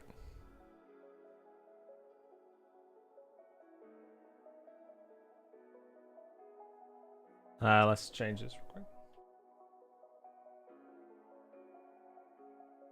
Get out, scenes, menu, nodes, FPS counter. Get. Wait, what? What was wrong in the first place? Hold on. Get restore staged. Hold on, Muffin. Oh, what was broken in the first place? The overlay size. So the overlay size was not being set to its minimum size. It gets complicated, Muffin. It take like basically, I was always calculating the minimum size. I wasn't updating it to the minimum size. I thought it would dynamically do that, which I'm pretty sure that's what it says in the documentation. At least it says that yeah. I think it says that the size is updated automatically. Unless I had it backwards. I don't know. Anyway, but so instead of setting the minimum size, I just set the size to the minimum. Hey man, I know it gets a little complicated. And it worked. All right, so yeah. Don't worry about that. But regardless, thank you.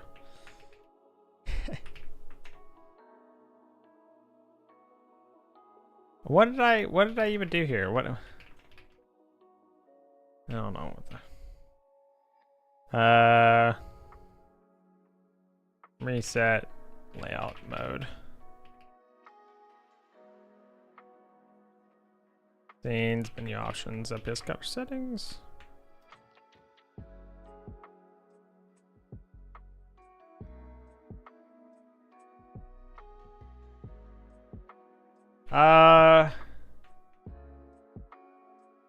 Change font size range.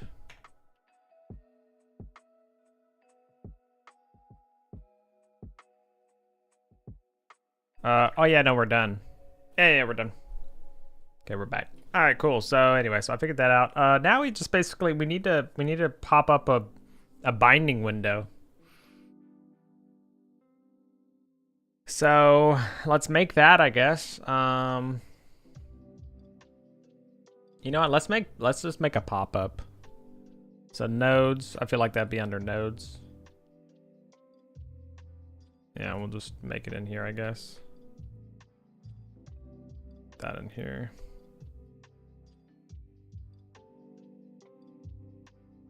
Is it already in nodes? No, it's not. What the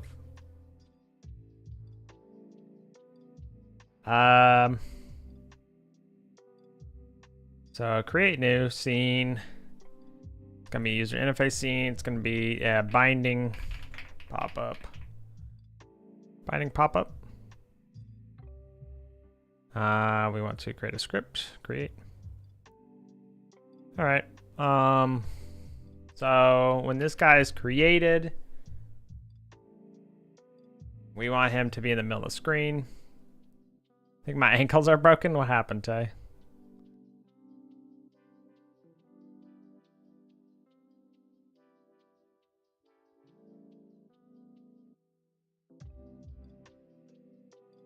My ankles lock up, dude. Are you okay? Might need some fish oil, man. Lube up the joints, you know.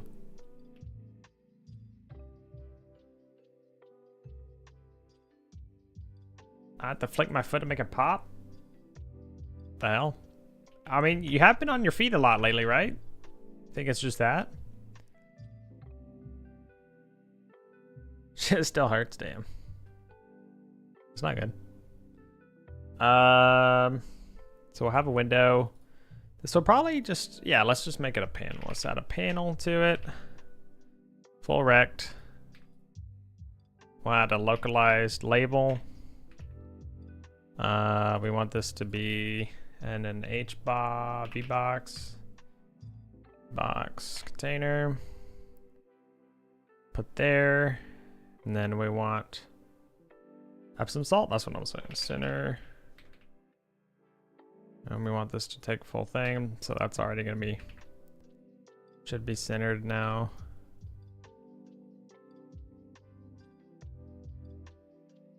Buy a brace? I am. Also been on my knees too. Hey yo. Without me? Tay. Is this true?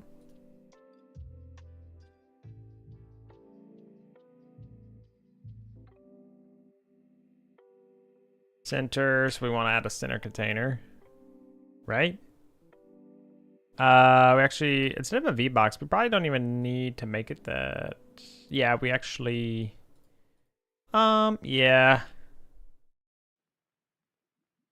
It needs to be in a margin container anyway. We could just make this guy a margin container. Yeah, let's change type to margin container. This guy should be a margin container.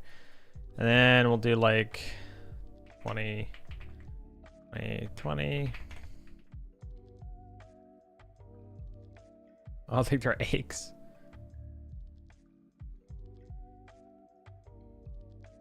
Or do we want to do that? I'm not sure. I think it's fine actually to do it this way. We'll find out.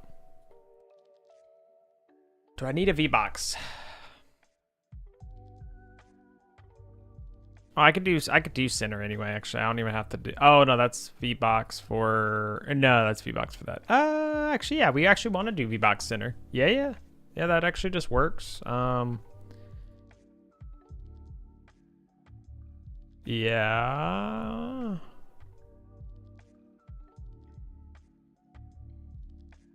Yeah, I mean, it's kind of strange that, like, I don't know. The hospitals are reaching your ankles. Why?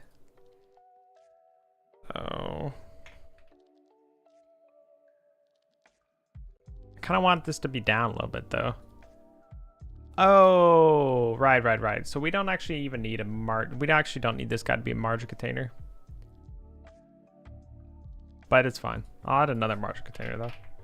We can do whatever we want. And then inside this VBox container,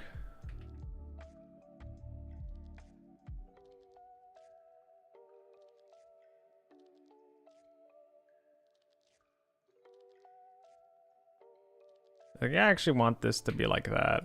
And then we actually just want to say begin. And then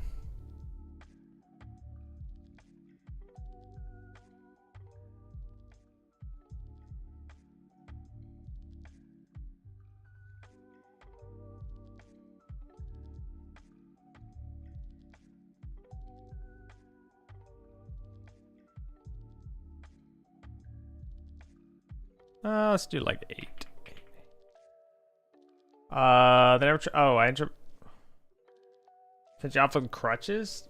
Damn, they said you had no broken bones and stuff, but they sent you off on crutches to problem solved.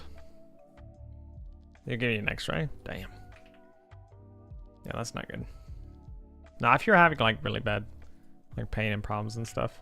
All right, chat. I gotta take a quick 3-minute break. Let ads run. Oh, my back killed me. We're gonna sit in a second. Anyway, I'll be right back, and we'll continue. Be right back.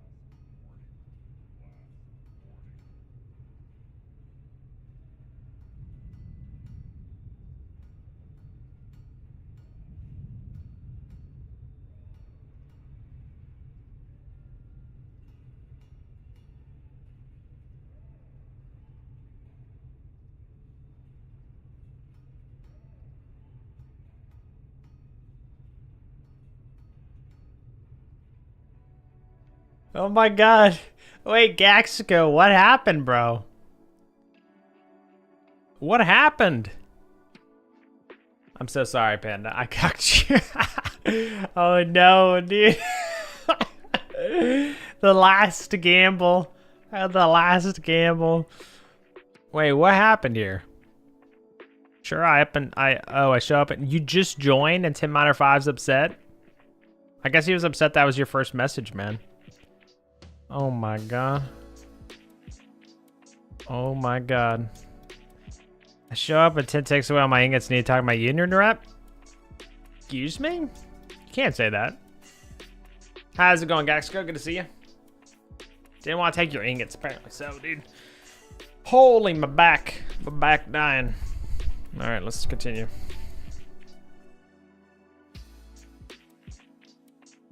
Music's too loud, bro. What happened?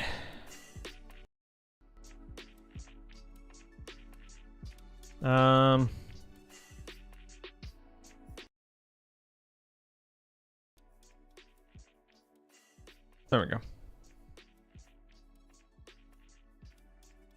I was good until I lost all my ingots. So that's that. I mean, no, I'll do it again for you.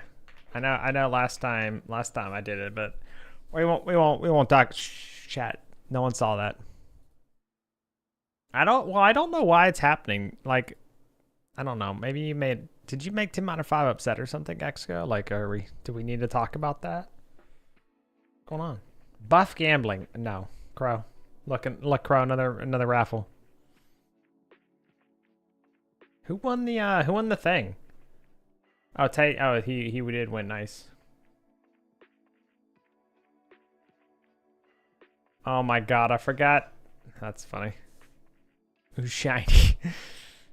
There we go. Buff? Who buff? What?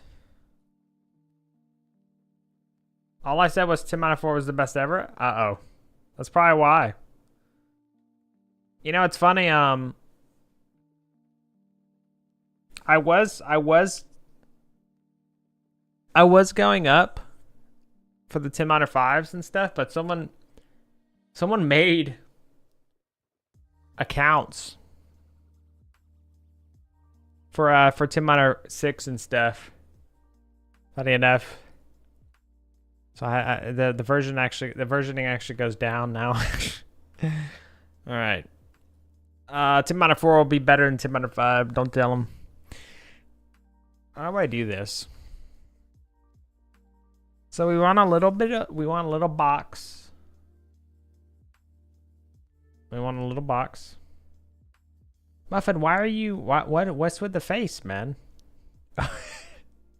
Are you my new YouTube troll? Is this what's going on now?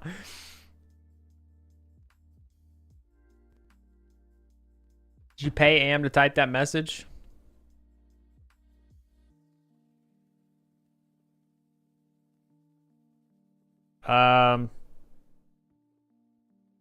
So we want a center container, right? So center's gonna do that. You know what? Actually, we could just actually do a center container.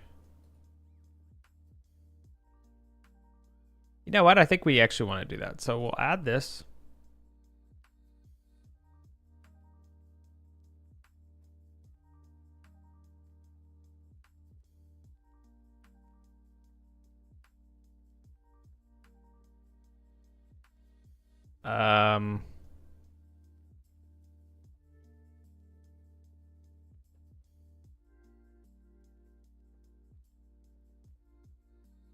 I don't sorry, chat. This is complicated, man. I know I'm sitting here puffing.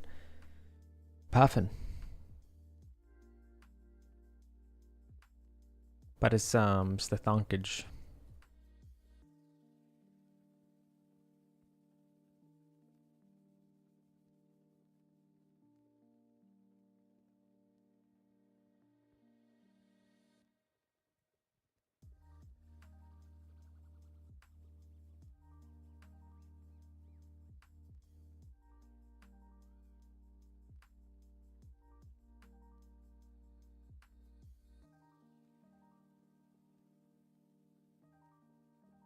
Let's do center container, I guess. So if we add that, this guy is going to be kind of upset now, right? Because we want like expand. What happened to the, oh no, that's, yeah, what happened to the panel? Container side, what? Oh, because we haven't actually added anything, I don't think. So if I add like test, is it gonna, now see the panel's unhappy. For some reason, I don't know why the panel stuff like doesn't really work super well. Like if we do like, no, that didn't work. Changed my mind. See, like that works. Okay, so I mean, this is basically what we want. But we want it to be, like further in, so we'll do like 16. And then we want a little bit of, we want a box below it.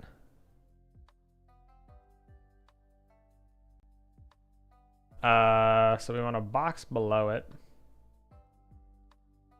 That's in the center now. Of the rest of this. There we go. And then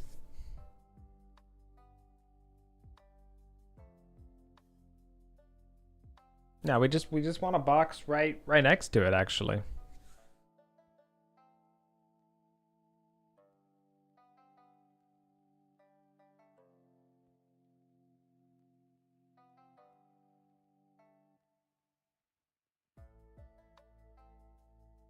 I don't even know if we need the margin container.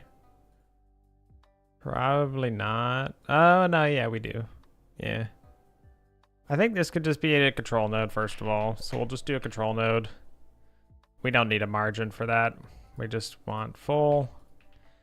And then for the VBox container, this guy was originally, yeah, anchors, full rect.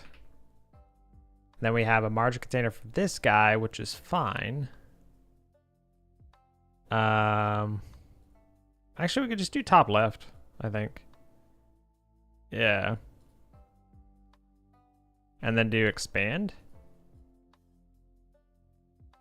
Although I don't know why. Maybe we do have to do it this way. I'm not sure. Shrink.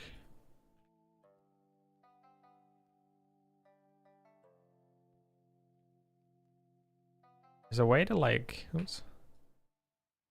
I don't know. Anyway, okay. So, and then we do this, and then that's VBox because we want it to be like that. And I guess just right below, I don't even think it needs to really be in a center container. Oh, yeah, we could just, yeah, so we could just put this whole thing, I think, in a center container. Yeah, basically like that. And then,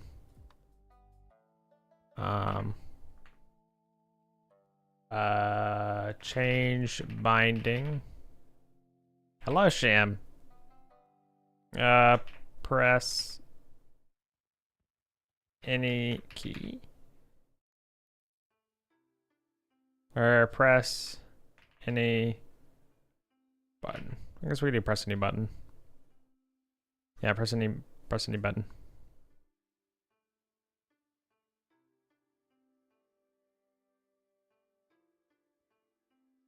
It's going well. It's going well though, Sham. Making some progress. It's, you know, a little bit slower than maybe just, you know, hoped for, but hey.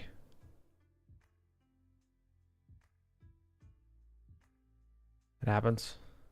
So that's the margin. That's the VBox for that. Yeah, I just want the panel on this little guy though. Oh yeah, no, this actually works then. Yeah, the panel.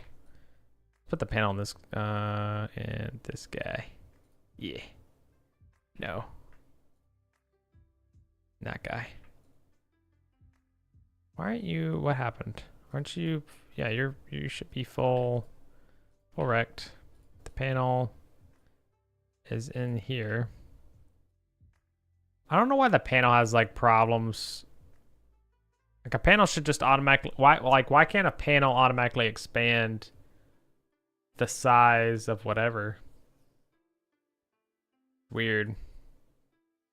Anchor preset, layout mode, container. See, so because it's, yeah. Because that would be easy. Yeah, I'm sure it's easy. It's just, it's a skill issue, unfortunately. You know? Oh, I think we do just need to put it in a V-box, maybe. No, see, we don't want to do a V-box because that would not be good. Oh, no, we don't want to do that either. I think I think I may just need to do this, and then when we actually create the box, I think it's gonna look fine. I'm pretty sure. How would your games? When did you last stream? Sham, was it yesterday? I can't remember when we last spoke. 2 days ago. How'd your thing go? Your game you're working on?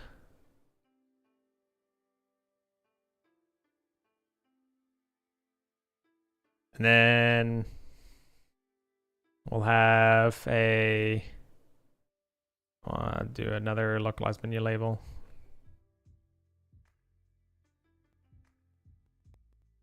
I have no clue because it went super late. Uh-oh. And then this next label. And then we'll have button pressed label. Button pressed label. This we will want to have a unique access to.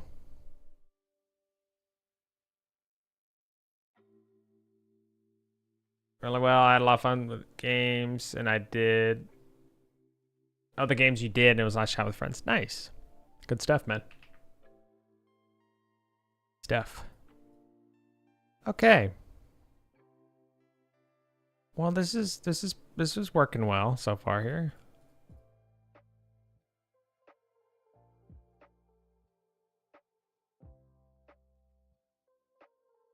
It was almost a 13-hour one because I wanted to go to my I've got off work a shed overtime. Gotcha. Damn. That is a long stream. The longest stream I've ever done, I think, was like 16 or 17 hours. Because I got up at like 8 a.m. to start, and then... Yeah, I got up at like 8 a.m. to start, and then I went to... like midnight to 2. I can't remember which one. I mean, yeah. So 16 hours, so then I stopped at midnight. Or 1, I can't remember. Like I said, 16, 17 hours.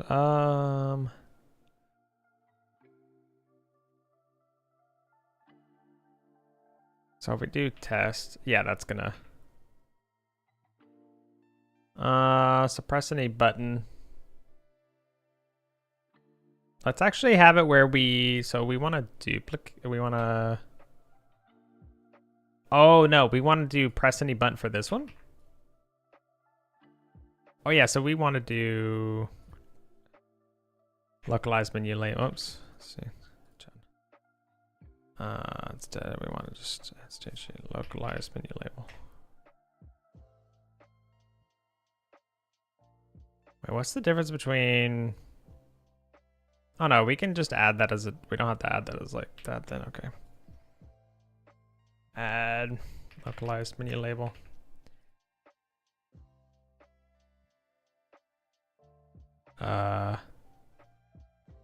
Here, paste that.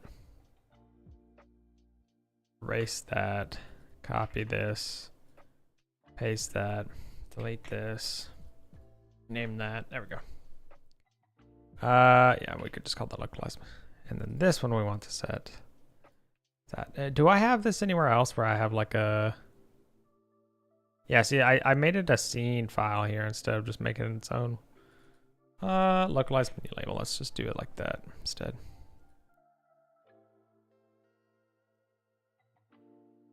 Surely it'll be fine.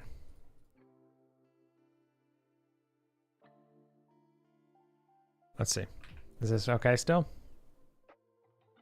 Yep, game's still perfectly happy because, yeah, that should be. I think my longest was 36 hours. I do not remember why I did it, and I will never do that again. That's fair. That is fair.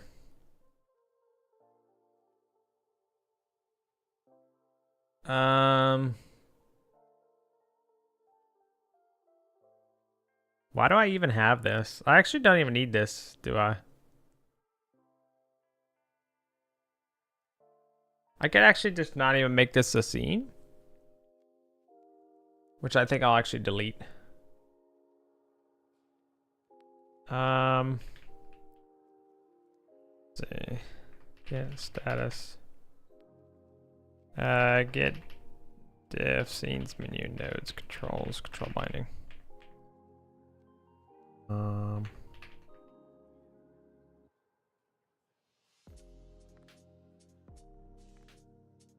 Let me just go ahead and delete this.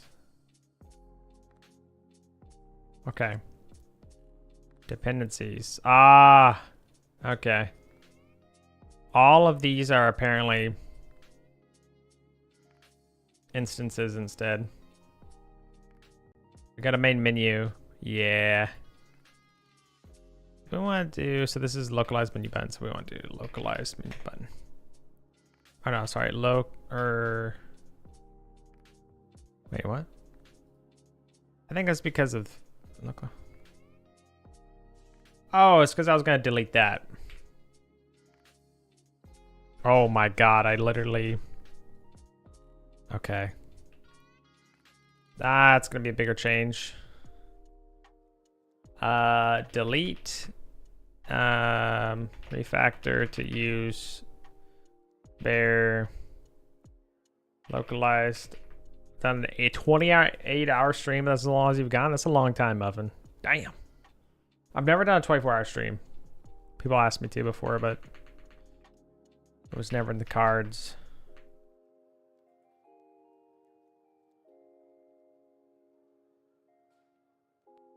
Label and button instead of creating instances. Yeah, because we didn't need to create instances. Guys, say there's 1 billion points, huh?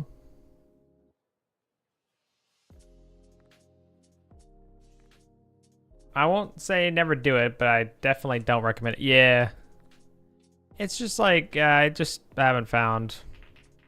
Maybe one day for something crazy, something happens, but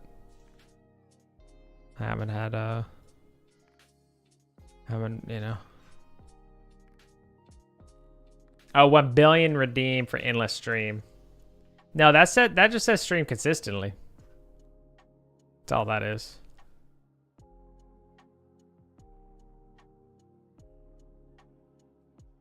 That just means actually have a schedule and stick to it. Which, hey, endless to you. I gotcha. So are you gonna save and redeem that, Panda, and then tell me that I can never stop streaming? That's the deal.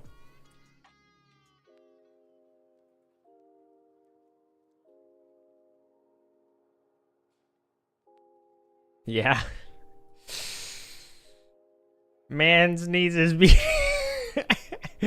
Oh no.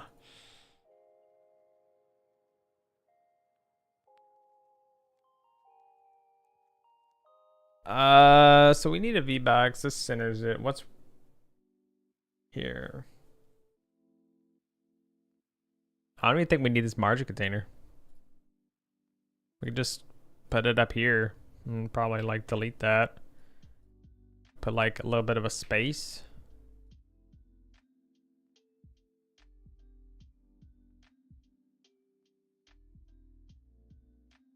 Right.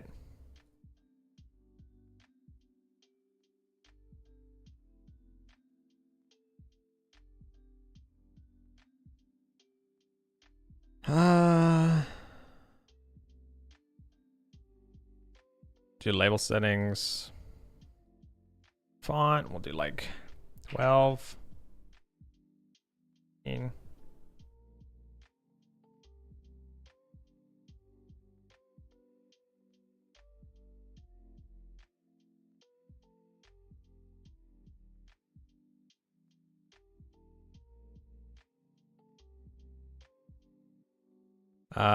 Then we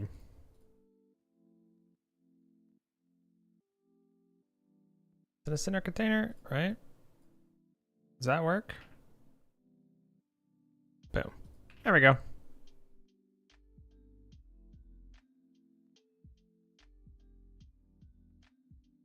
So instead of even putting that center container though, I don't have to do that. I could just literally delete this and then go to this guy and then say center, right? Curves, full rect, center. Yeah, like that, and this done. All right, waiting for input, and then we gotta.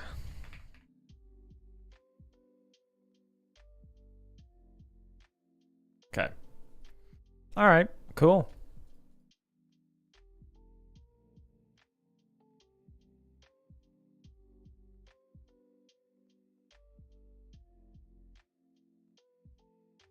Oh, so you could actually like.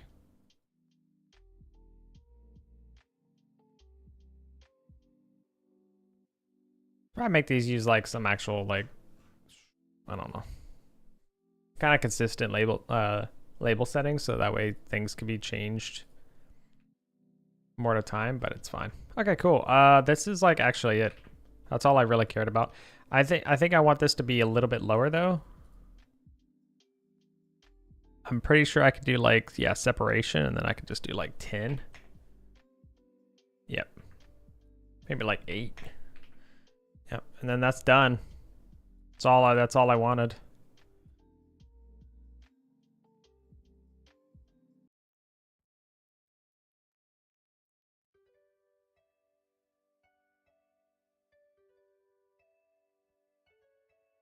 I guess that's it. I mean, wait, I don't even need that center container either. So what's the point in the center container?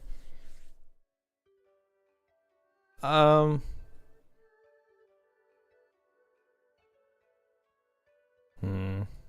don't know. Because this layout change is just that anyway, so.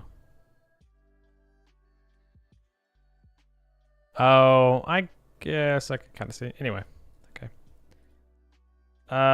So these guys are pretty good here. V-box containers in the very middle. See, now if we do center for this guy too, it just works. And then instead of center, I could do begin for alignment. And then that's good now. And then this panel, we can put like that. No, never mind. Right. So no. Oh, I think because this is gonna bind. Yeah. Okay. All right. I think we're good. I think this is gonna work. Okay, so basically, now when we go here, when we go to the control binding, if now we want to attach this. So control binding.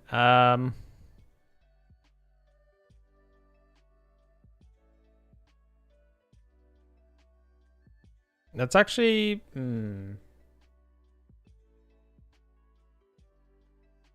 So the binding pop-up is going to be like that. Kind of want to add like a panel in the background too that's going to actually like background background or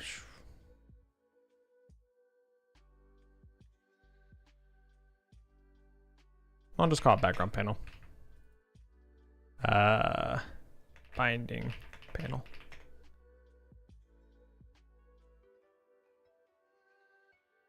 We can just call it normal panel, it doesn't matter. Okay, so our background panel, we do want to be, we want that guy to be like that. I may actually have to do it in a different scene, but I'm not entirely sure.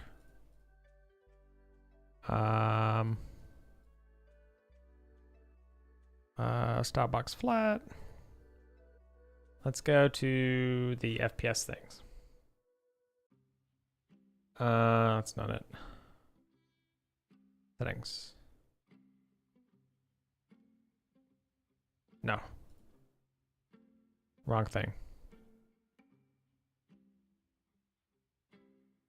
Where'd the FPS counter go? There we go. The hint box. Let's do hint overlay and we'll just copy that. And literally paste it here.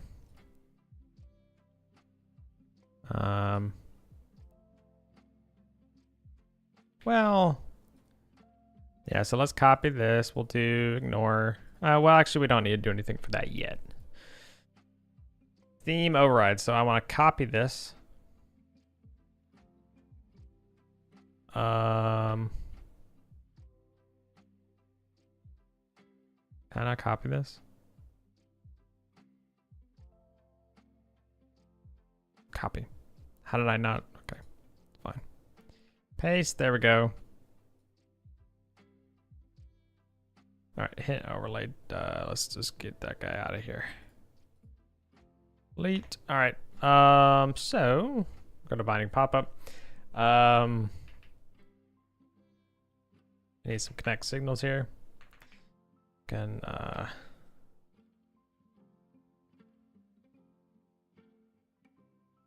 oh man, my regions are all messed up.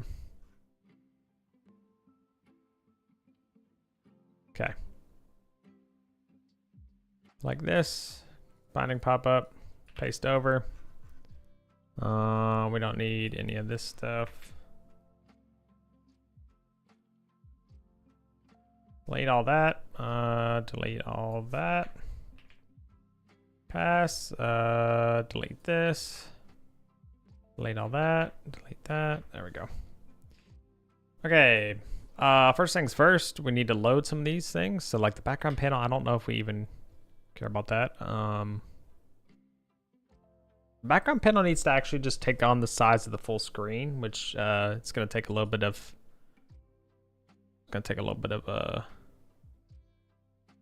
def to do.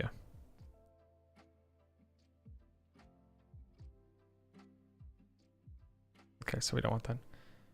It's gonna take a little bit of code. So we'll take this one. What else? I want a button press label here. I think that's pretty good.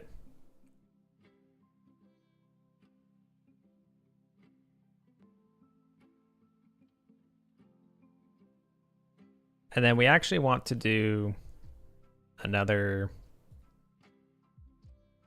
So that's a margin. We want to do another thing in here. We want to do 2 buttons. So we want to do an HBox container. And then we want to make this go begin still for this instantiate add. We want to do a localized menu button. Duplicate that. And we'll say accept. Then we'll do cancel.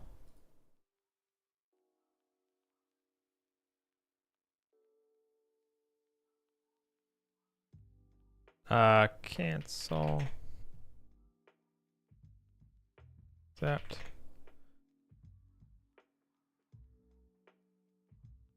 Go back here. All right. Accept. Yeah. Sounds good to me. Do to be like that. Okay. Now we want to have some handlers. So our region handlers.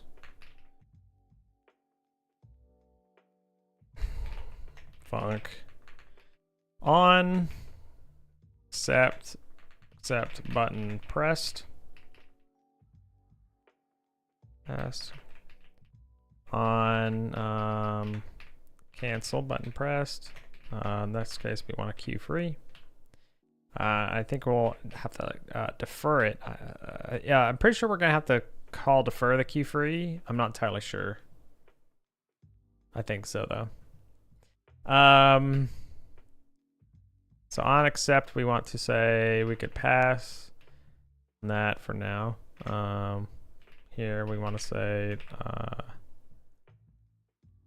button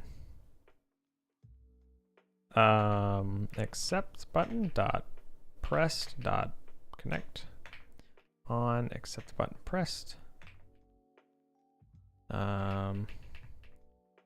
Cancel button pressed.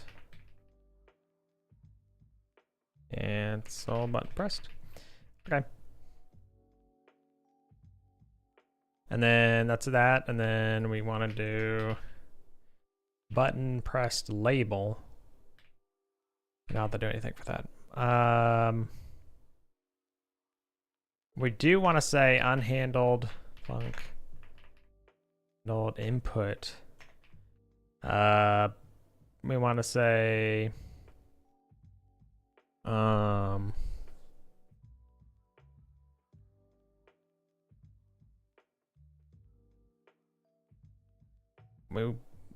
if event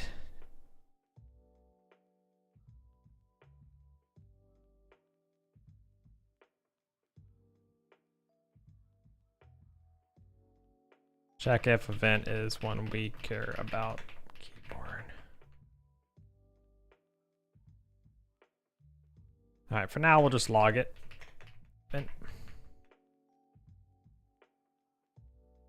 Okay. Cool. I think we will have to actually format this. I don't know.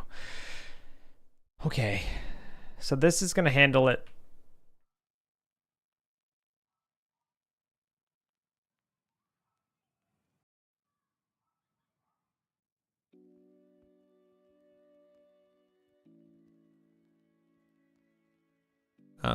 Yeah.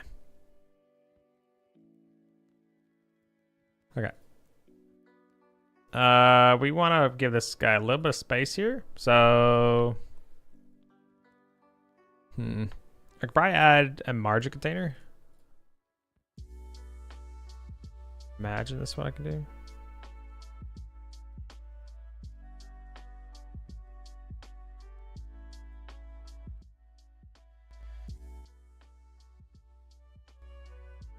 Dude, it's so hard to get the music level right. Because it's literally, the slider's all the way down. 10? Yeah, that works. Okay, so we just want like top to be like 10. 10. I mean, honestly, I kind of want to add a panel on this guy as well.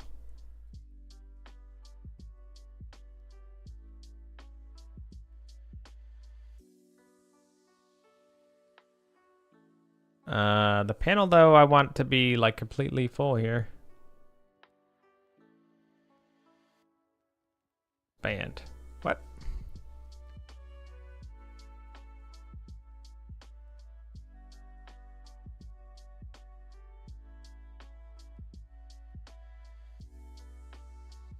How does this work, man? What?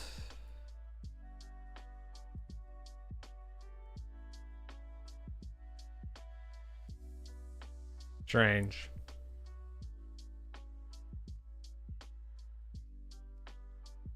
I could do custom minimum size here, I'm pretty sure, but yeah, like that basically. But I don't know. We'll see about that. Delete the panel for now, and then I want this panel to be the size of the freaking.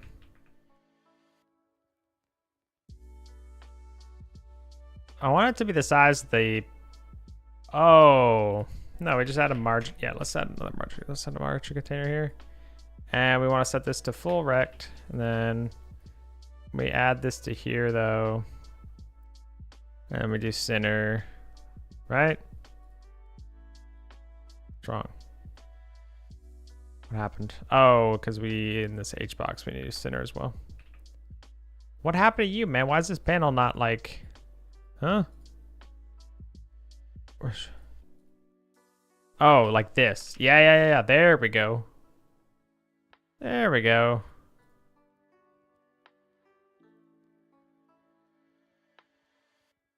I actually don't need this background panel too. We actually don't even need to load the background panel, because it's just always going to show. All right, we need to make this be bigger.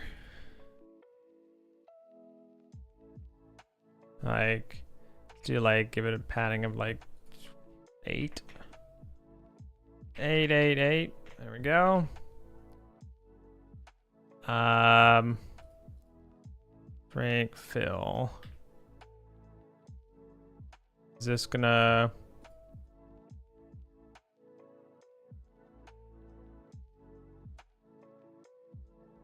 See, I don't know why it's not. It's getting the size of like.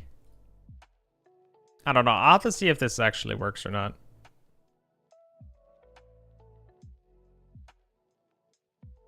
Because this is the outside of the margin. Oh, because the panel's not gonna take up the. See, I don't know how to like do that. Odds if I do the panel inside the control and then I do that. And I go like that.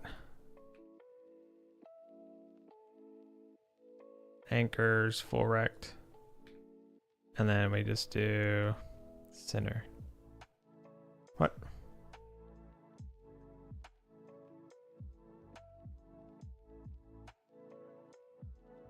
Maybe this is where I need to do like a center container. And then what's wrong? Oh, there we go. Center like that, and then the panel could be inside that guy. I don't know how to do this, unfortunately. Oh well.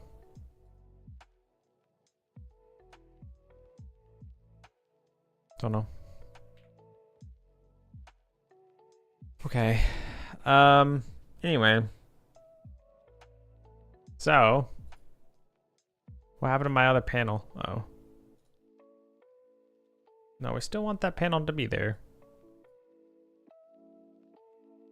I mean, I could add another margin container, I guess.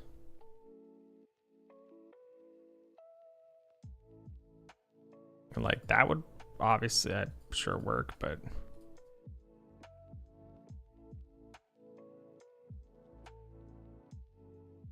like, see, like that, but then... but then I don't know why I need this margin container. Anchor center. Like, I don't know, it's strange. You know what I'm saying? You know what I'm saying, chat?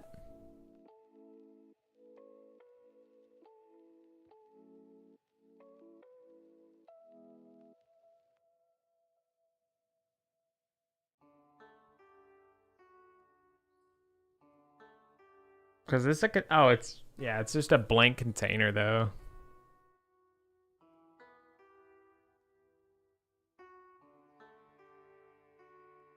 I don't know. Anyway. So then that's that, and then events pressed. That's good. Okay, let's make it where it pops up now. So if we go to here, draw binding button.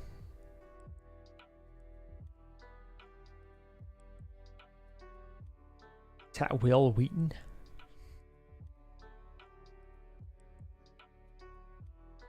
How do I pronounce your name? Aiko? Welcome back. Koala? Welcome back, Koala. Will Wheaton? I mean, I know the name. I can't think of the person right now.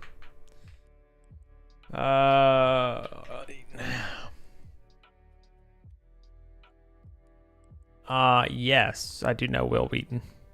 Man, I haven't seen anything about this guy in forever. Yeah.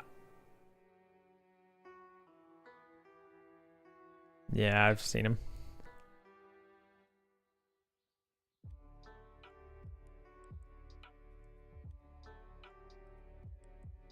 So, if event is input key label, so we want to do if mouse down or key down. So this is where we want to say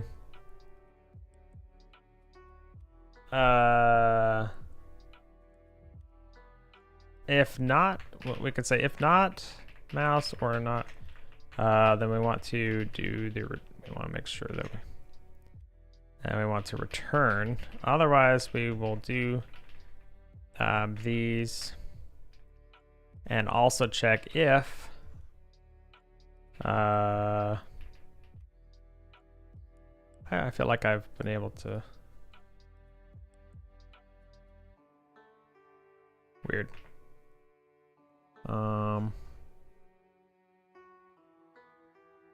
If mouse down and not key down. Well, actually, we only care if mouse down. It's fine if they have the key down, whatever. So if the mouse is down, we want to add get root. Or can't we do get root?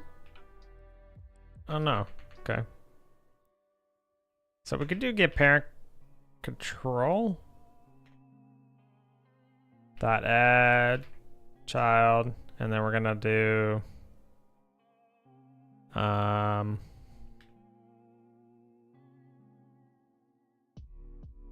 make this a thing.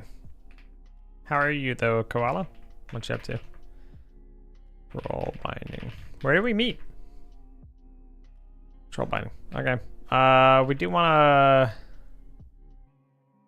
instantiate this as a scene though, so in this case we would have to go here and we would have to go preload. Const pre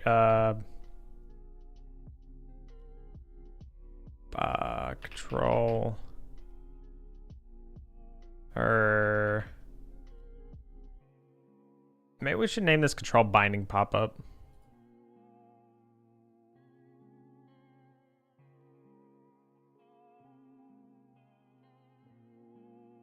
Yeah, let's name it control binding pop-up.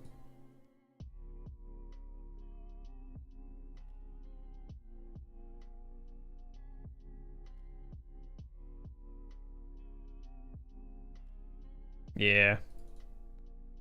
Yeah, it'll be more consistent too. Control binding pop-up. Okay. And then that's that. Close this real quick. Control binding pop-up equals preload control binding pop-up. There we go. Yep. And then we go here and we say instantiate, and that's it.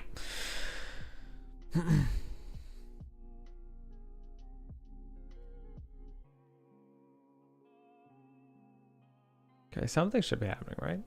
So if not mouse down. Oh, if not mouse down and not key down. My bad. Hey, look, it worked. Okay, so that's not what we want to do though. So instead of control binding button, we need to say like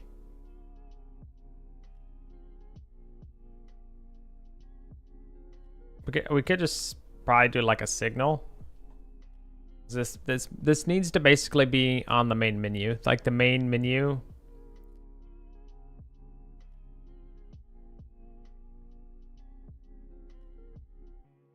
Like yeah, in the options menu. So the options menu is gonna need to wanna listen for this, I guess. Let's see. I'd assume this is where we would want to do it. Actually, we could just do it in the control. Yeah, we could do it in the control thing. Yep. So that's an enum. I think we would want to move this down here. Maybe not actually. I think that makes sense. And then I don't think it makes sense. All that stuff we would want to put there. Then for that though, we want to do const. Just copy and paste this.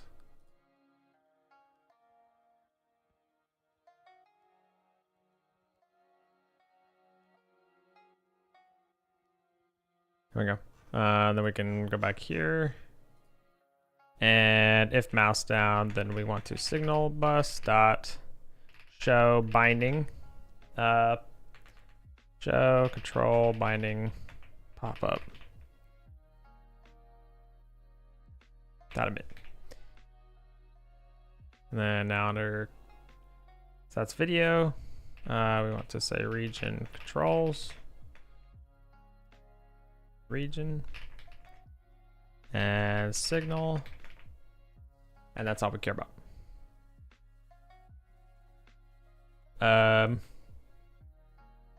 Show.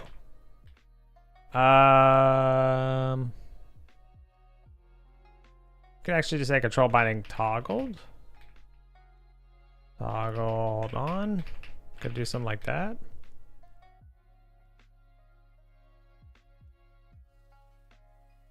Because it could just be one thing that's like shared or something. I don't know. No, we want to just say like show bond control binding pop up.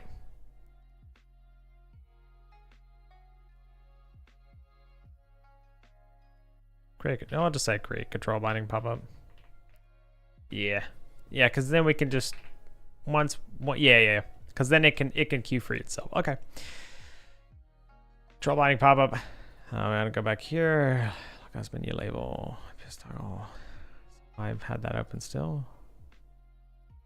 Control binding pop. Okay, create. All right, and then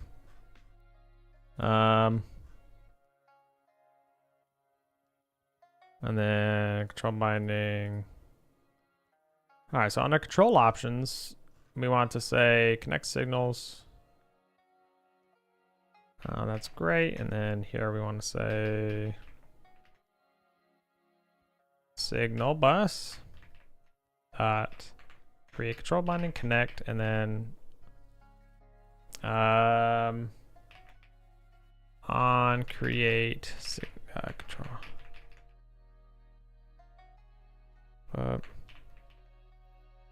Okay. And then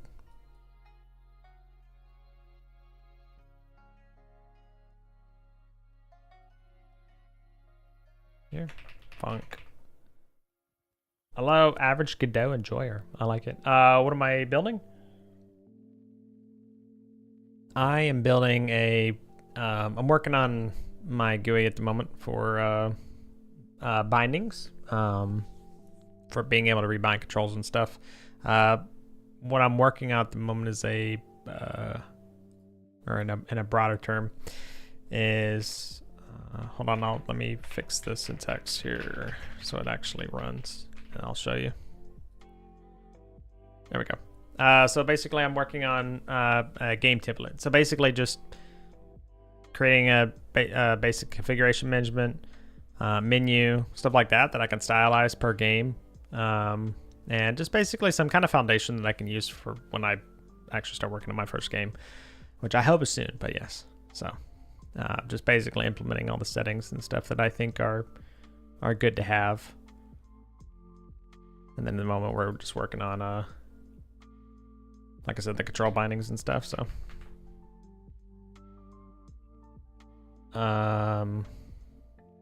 add. Nice, hell yeah. It has been quite the journey so far. It's been a lot of fun, though. I'm really happy how much I've specifically learned about control nodes. Control nodes were much more intimidating to me. They're not nearly as intimidating now, so I'm happy about that. Yeah, there we go. Okay, that's what I wanted. Although I don't want it to be... I guess that's fine. I don't want it to go all the way down, though. I'm not sure why it's doing that.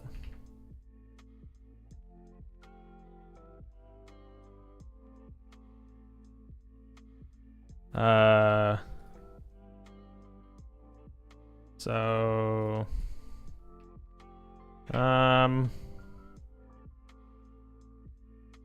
size equals get. Do that. I might fix it. Okay, no, that put it up there. That's not what I wanted to do. Actually, that's fine. Oh, yeah, no, that actually is fine. Yeah, I didn't think about that. So if I do that, then I would actually want to do a center container, I think. And I think this would actually solve the problems. I'm gonna do that. Background container is always gonna have to be as big as possible, though. Right.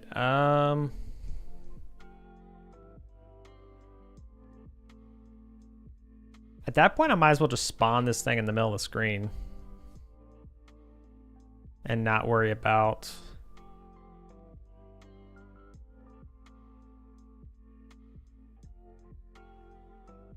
yeah. How about yourself, Godot enjoyer?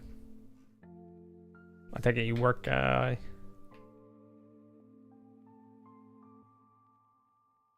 you work on stuff? Control. So let's just do root. I feel like I do get root, right? Why can I not do get root? Oh, because it's not a node. Or no, it is a node.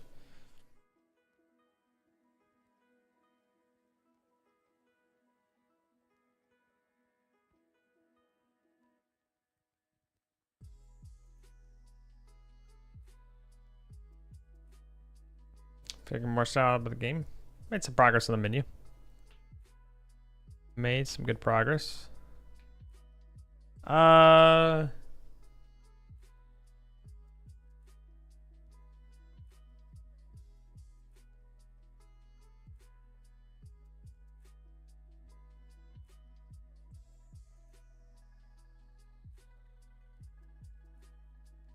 I not get... Where's somewhere else? Get root. What? Is that like not a thing now? I'm so confused. Godot get root. Oh, scene tree. Do I have to like, is this like a freaking... Oh, right, get tree. Shit, I'm literally thinking the wrong thing. Okay. I just need to get tree. There we go. Dot root dot add child.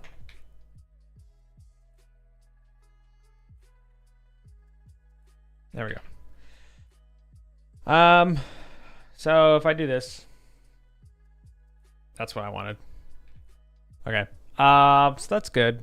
What is the problem? Oh, I messed this up because of the center container. You don't even need to be that anymore. I can delete you. And then anchors center. And boom. There we go. Oh shit, that actually works already. Damn. Oh my god, it actually works. Okay. So then except we also want to queue free once we're done. So we can just do that.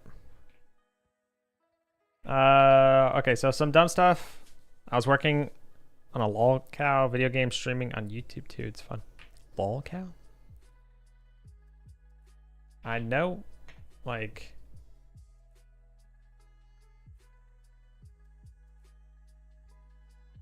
I've heard of it, but...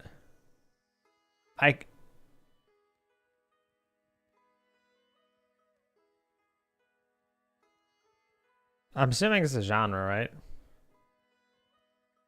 Dude, it probably looks like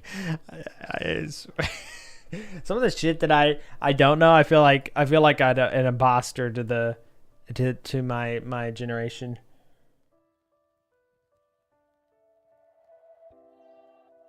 Hello, Anderson. How's it going? Welcome. So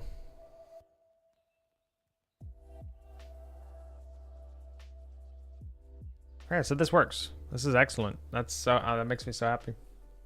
What did you figure out for the game? So yeah, that's what I'm talking about. Not too much, Anderson. Just working on a game template, basically. Configuration management and some UI stuff. So basically all the stuff that you expect. Right now, I'm working on getting actually rebinding stuff to work. Okay, so in this case, I actually don't need to do the signal thing. Where's the signal? Signal's not anywhere?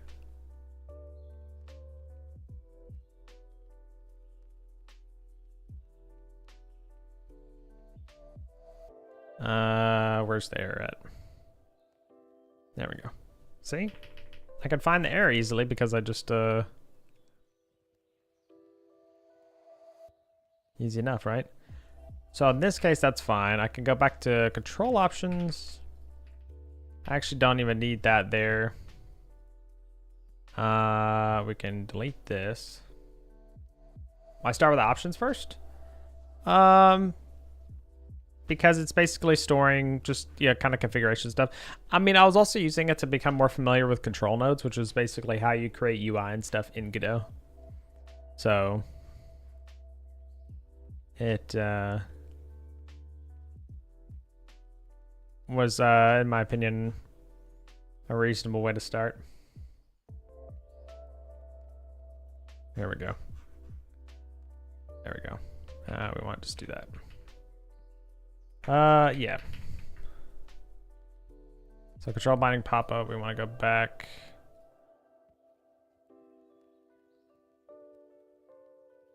The options menu, we don't care about that.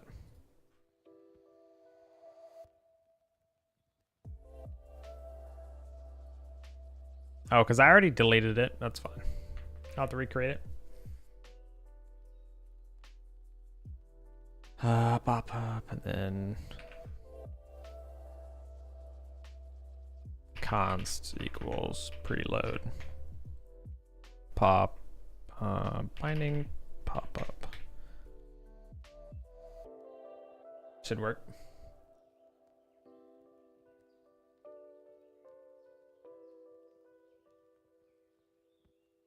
Excellent. Okay. Chat, I need to be right back. Ads are already running. I apologize for that. I always try and take a break so you guys don't miss anything during the ad breaks. Since they got to run at some point, unfortunately. So yeah, I'll take a quick 3-minute break, walk around, stretch my legs a little bit while they finish running, and I'll be right back.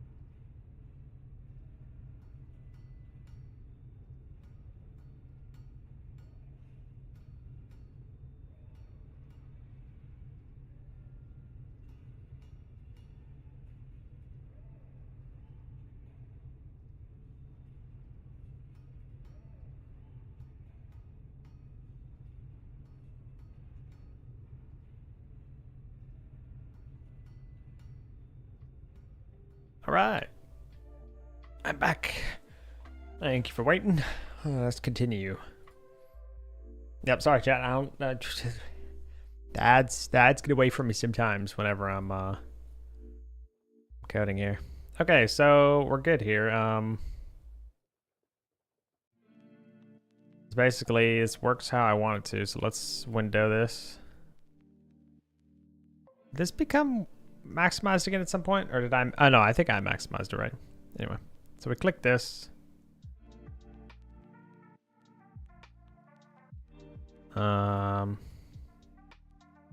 Let's see. So we need.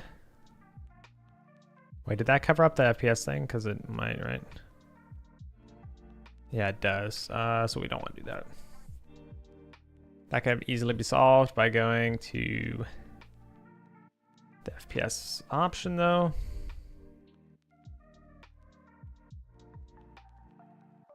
And then just changing this guy.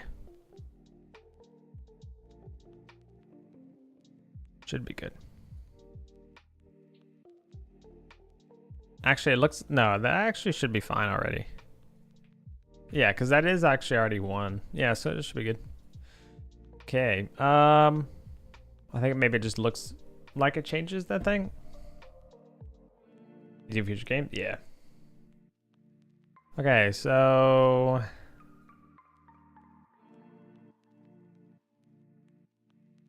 we done with that? What? So we're not logging the event anymore.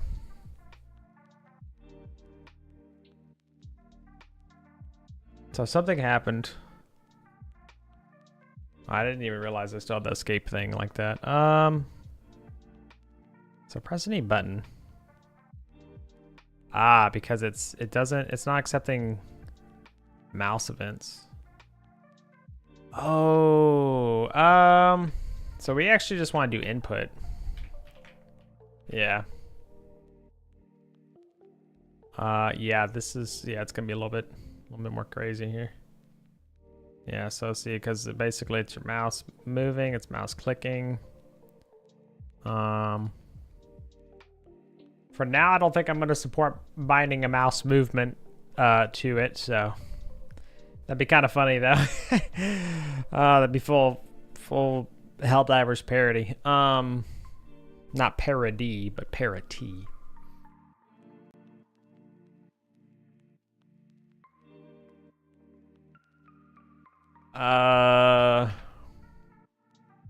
So basically, this is where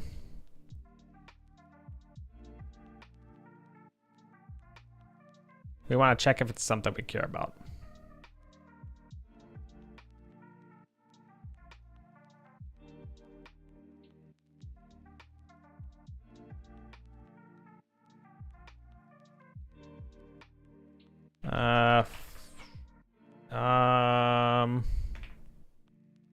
Is valid.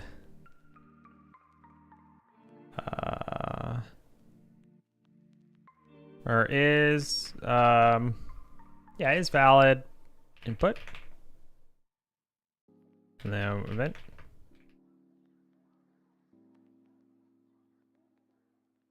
Yep, input event. Bool. Return.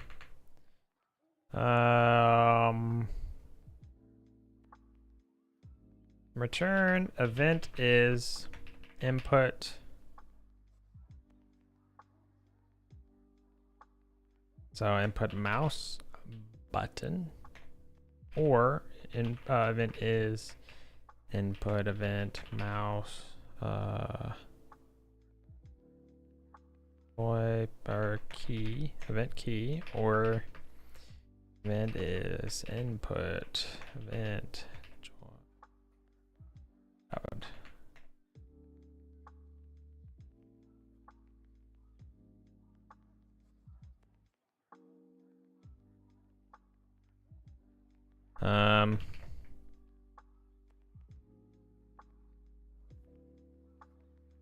Or event is joypad button. I think just joypad button, right? Yeah.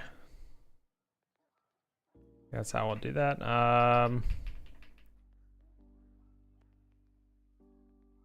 that's how it's gonna format that. I figured it would like, a little weird that it like doesn't format it by going, typically I'll see like this kind of formatting wise, which I think looks good, but last. Okay, so we care about is valid input. If is valid input event, then we can log it. Actually, so we'll just say if not. Oops. If not, turn. Okay. Yes.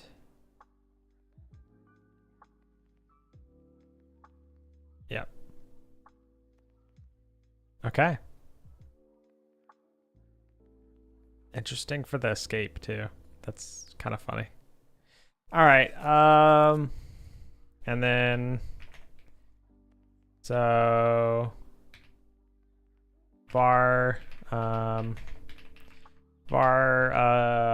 new binding input put event. We'll do that, and then we'll say new binding equals event.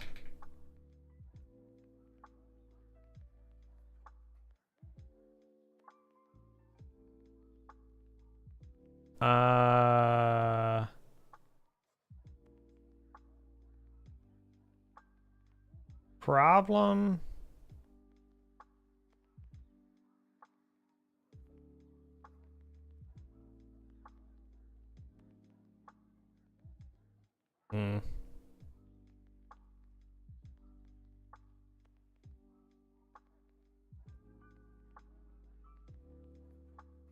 Right now, there's no way to distinguish. Let's see. Let's just do an X.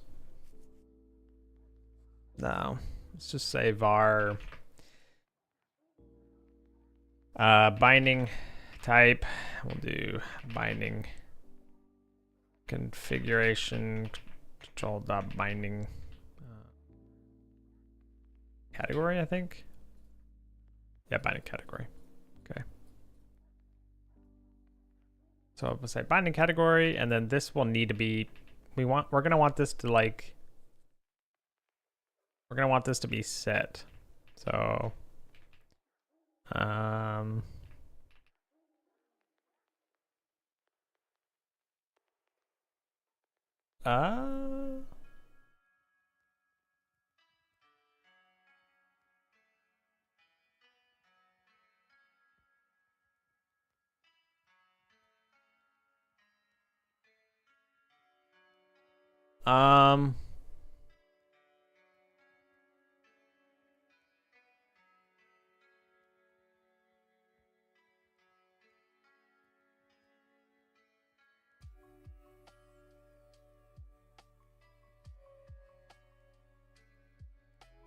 oh man, okay. To do this,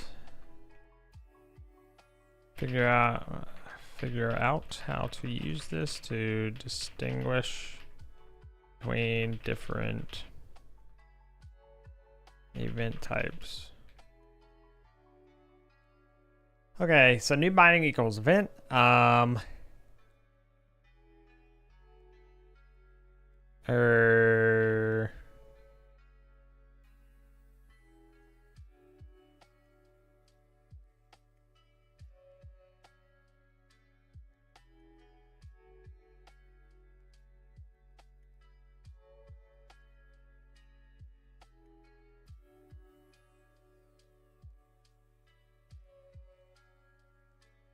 I guess you could always just click it again. So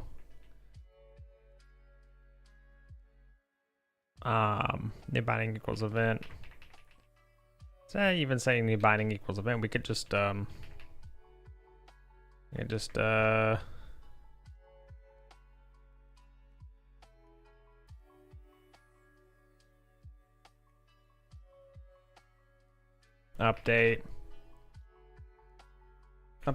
event info. We can just say update labels.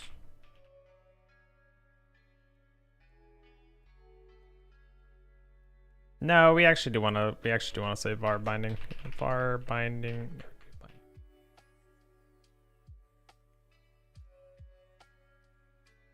Yeah, we do. Okay. There we go. Like this. We could just say like that. New binding equals event, and then go to.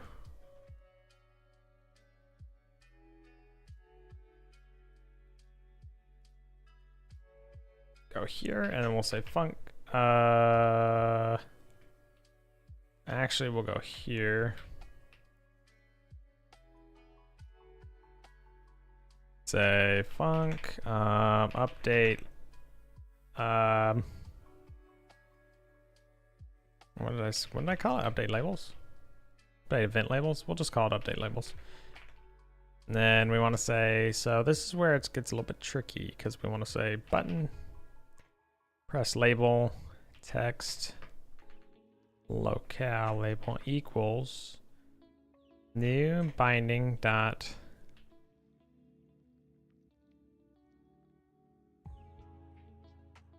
Oh, we can actually just do as text. Yeah, and then instead of that, we could actually do with.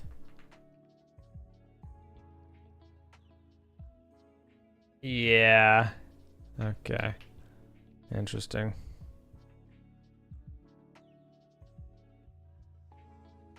To update label.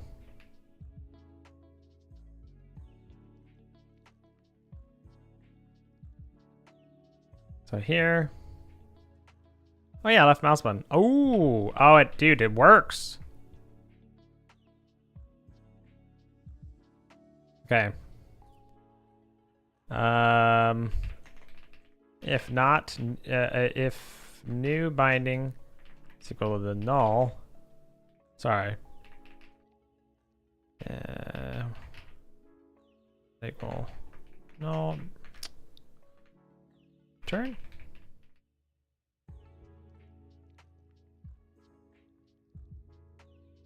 Yep. That's it. Okay. So that's the initial thing. Okay, it looks like it needs to have it needs to have a little bit of a grace period. So maybe we could do like call, or maybe have to have like a timer. Input. What'd you call this? What would you call this? Timer that runs, that prevents people from accidentally.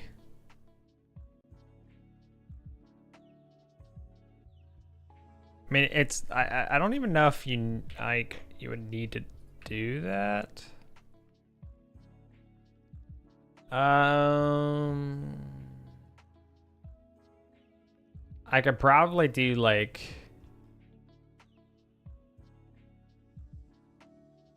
I could probably do like var accepting input like this, false, and then say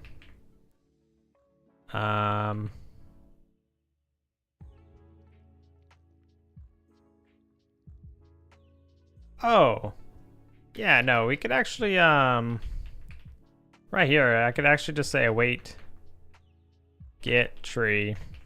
Whoops. Get tree. Tree dot create timer, and then we say like 0.1 dot timeout, and then we say log dot debug accepting input, or listening for input. There we go.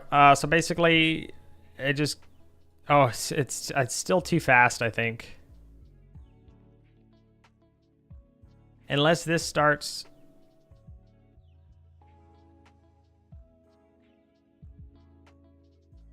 Interesting. Oh, that's super neat. I didn't realize that. So apparently input already starts, that's fine. So then basically var accepting input, or we'll say listening, false. No, this is required to prevent, I'll put this down here. This is required to prevent the event that spawned the control binding pop-up to be accepted as input. As, oh my gosh, what? Repo player count? No. I guess it's New Lethal Company, is it? That many people playing it? Yeah, that Kletka, I sent that to Crow. 85,000 right now. That's crazy, man. Holy shit. Damn.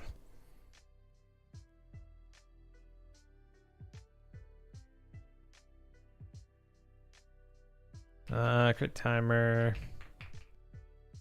So we just wanted to do var listening.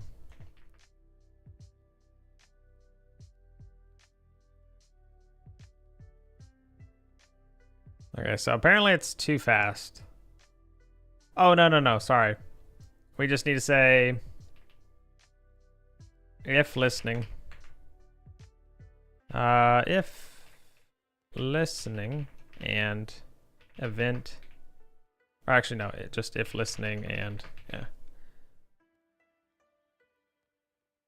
Oh, if not listening or not.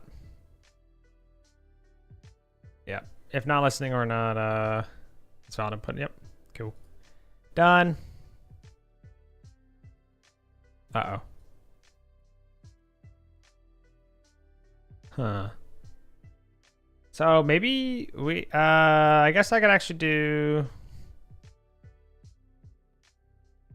maybe I don't even need that. Maybe I just want to say,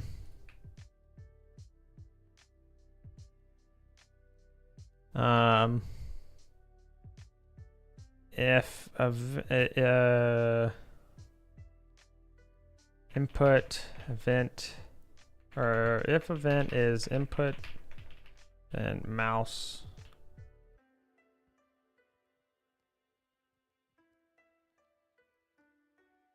is released, return false. We can actually just say if,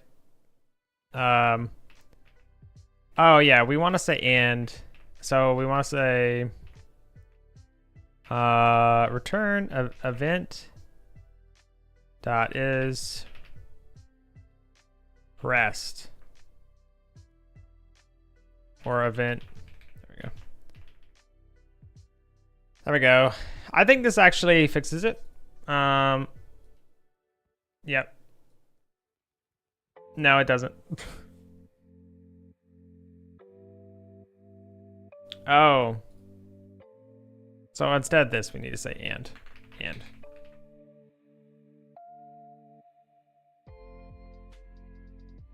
There we go. Oh, look. There we go, works, yeah. So we actually don't need the listening, I don't think. So let's just not do that.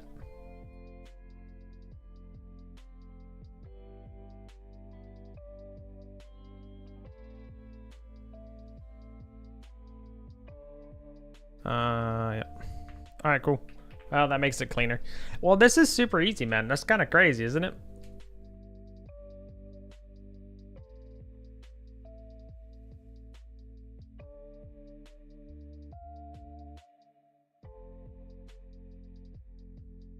Instead of that needs to be press any button instead of that. We want to say listening for input.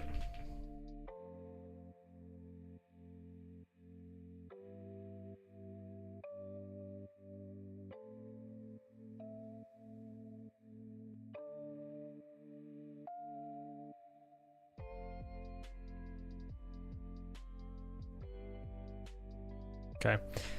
So now Ooh, but if it's accepted, then we need to. So somehow we need to know whether or not it was the primary or secondary binding to. So we're gonna also want to say that var binding category, and then binding type. Then we're also gonna say we're also gonna need var binding ID. We're gonna need it all.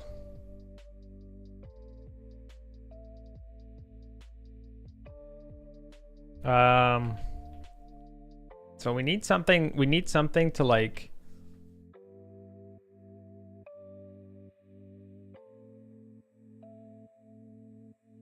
that's fine, I guess. Binding primary update. So it is valid. Repo looked pretty good, Nicholas. Did you look at Kletka at all? Seemed interesting. So is valid input here.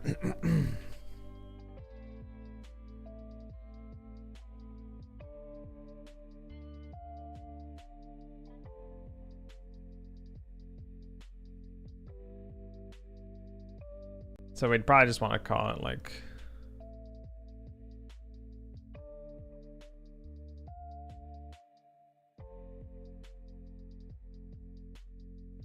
just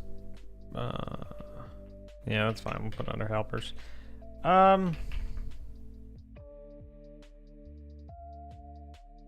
Maybe I should just not do. Maybe I should just call this like public instead. No reason not to. All right, so instead of is valid input, that's fine. Okay. Set up. Or we want to call it listen for binding. Or listen for event. We want to have a binding ID. Am I standing? No. I'm sitting at the moment.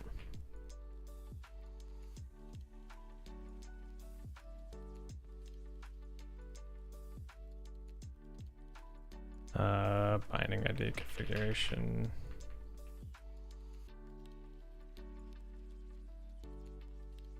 The wrong thing. How are you doing, Muzux? I can never figure out how I want to pronounce your name.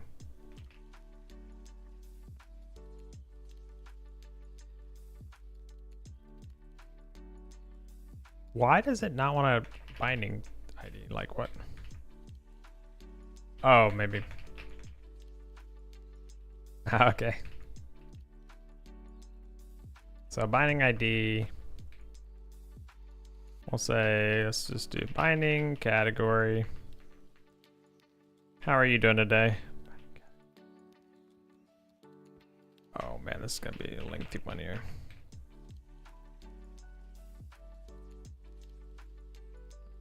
Okay, and then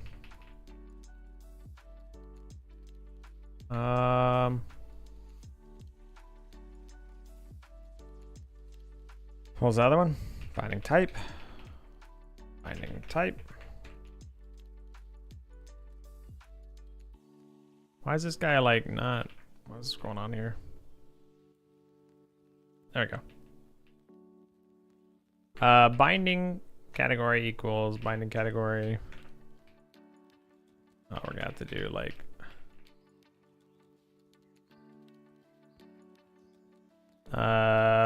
binding type.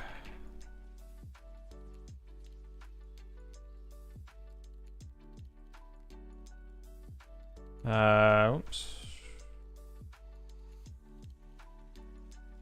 ID. Okay.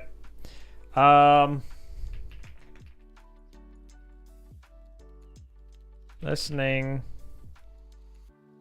for input events. Events, listening for input events for action. And then we want to do probably binding ID.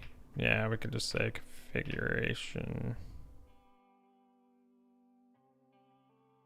dot binding ID dot get key find key binding ID yeah, that's it.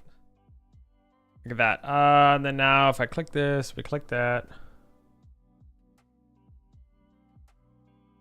Oh, because it's not actually listening. So we need to call, we need to, before we, yeah, we need to do listen for event before we do anything else with it. So right here, we need to do var pop up.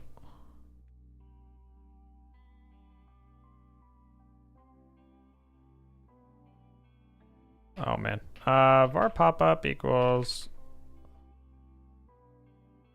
and then instantiate pop up dot listen for event, and we want to pass in all kinds of good information. So,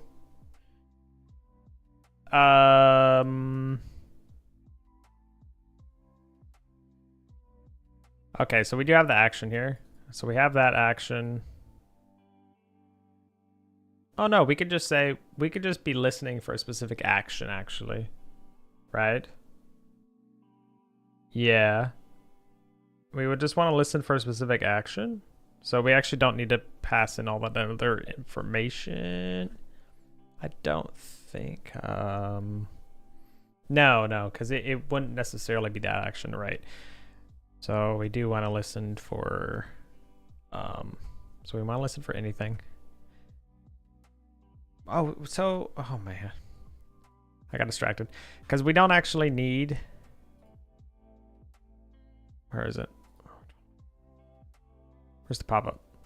We don't actually need the ID.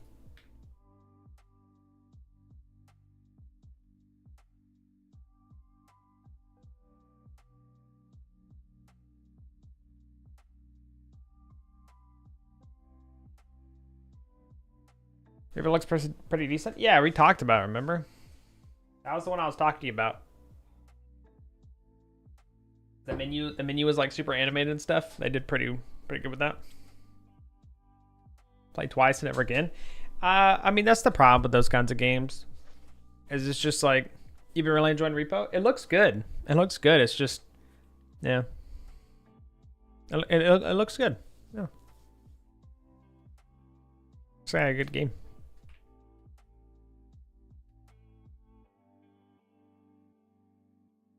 Definitely a game that's potential drop off. Yeah, I mean, I think any game like that definitely does. So,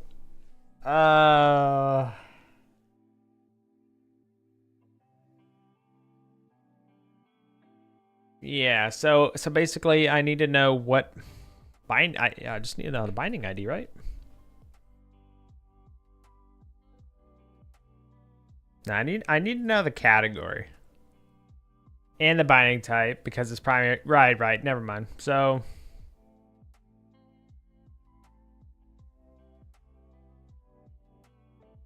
I believe it's Alt plus F4.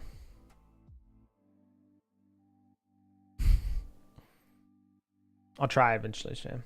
If what I'm gonna try next doesn't work, I'll try that. We'll see.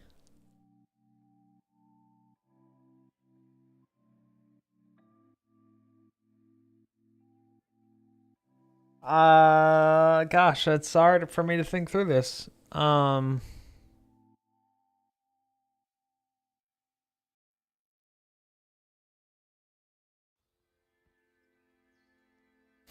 binding's here.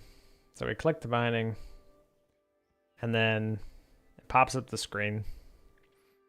Press a button, you hit OK. We need to know what binding was changed.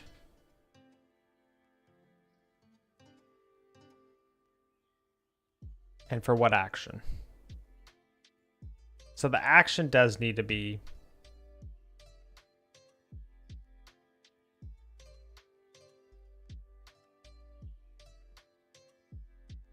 Okay.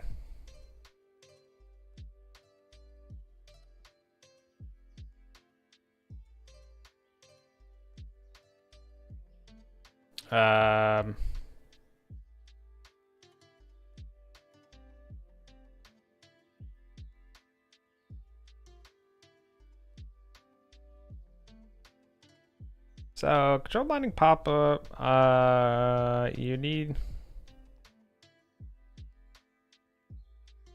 I guess that's fine. It could just signal it though. Just signal. Right? Binding changed. Yeah. Yeah, so... Yeah, okay. So, okay. Yeah. All right, yep.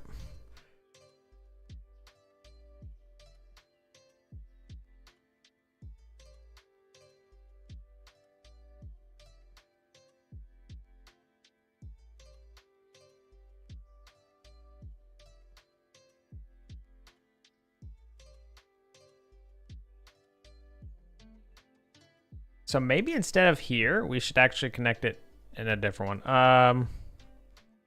Yeah, I think instead of here,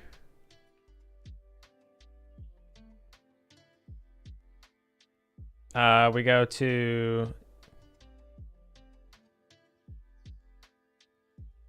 the actual control binding, like the full thing here. Yeah.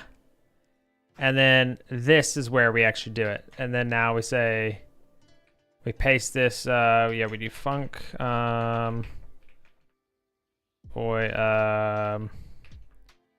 on,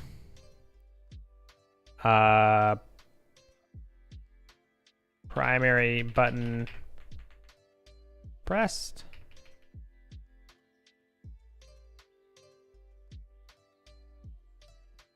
On secondary button pressed.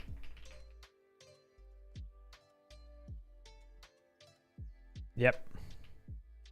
Okay, so that's easy. We have all the information we need now. Excellent. So, we just go like this. Oh man, what the? Why is my V broken? What the? I think instead of listen for event, we probably just want to do... Yeah, that's fine.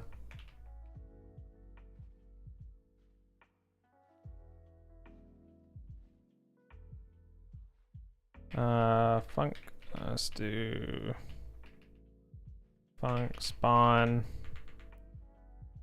or yeah, spawn.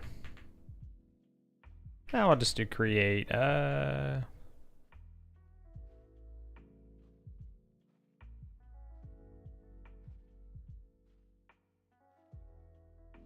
We'll just say pop up. All right, and then pass, and then we need to do here, we need to say binding type,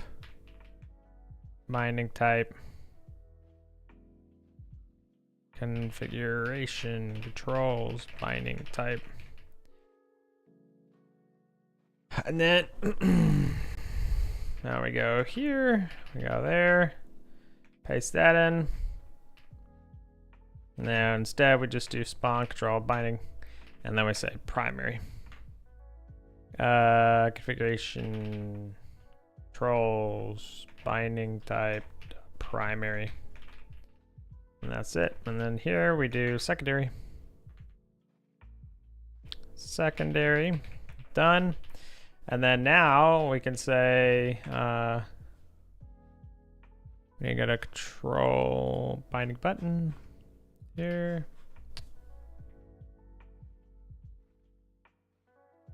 And then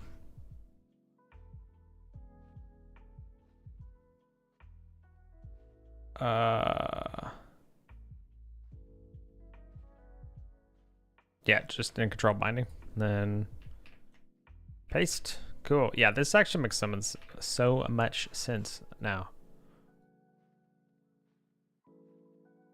And connect signals.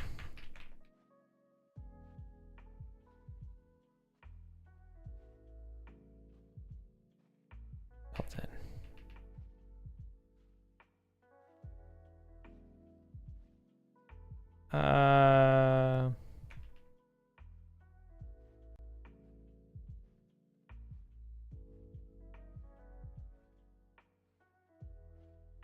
I do it with an S. I guess that makes sense. Built-ins. And region.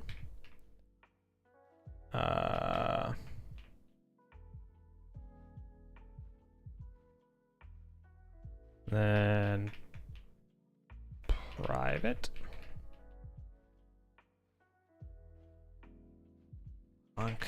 Connect signals. Wait. And then now this is where we want to do primary button dot connect or pressed, right? What happened?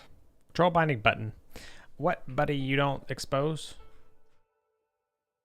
You're just a control? All right.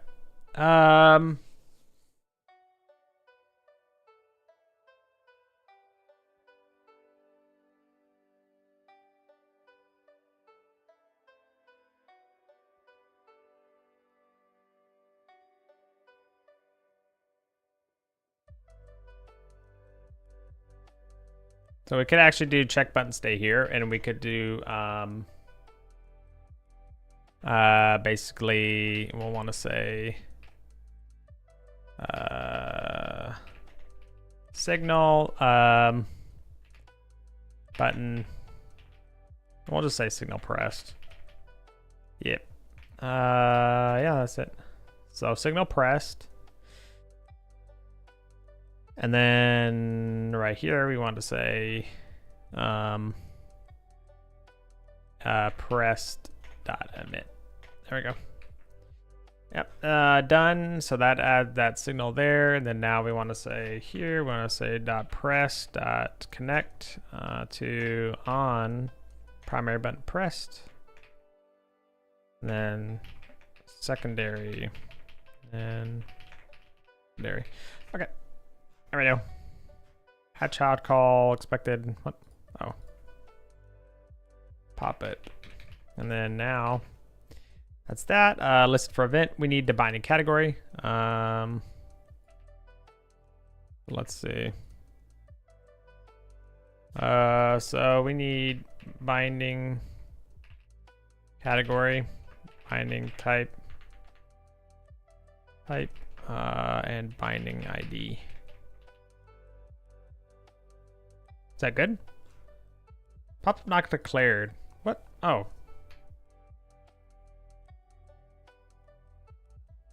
There we go. Run.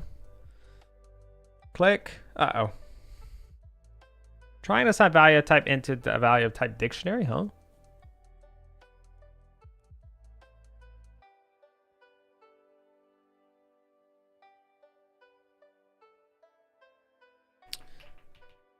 So this should not be, that should be like that.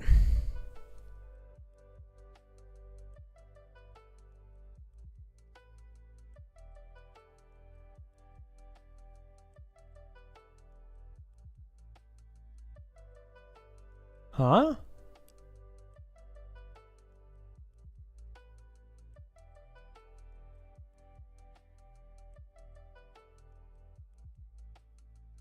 Interesting. Oh, yeah. Hold on. So, right, we're not using it. My bad. So, if we click it, it's going to say listening for events for action forward. Yep, that's correct.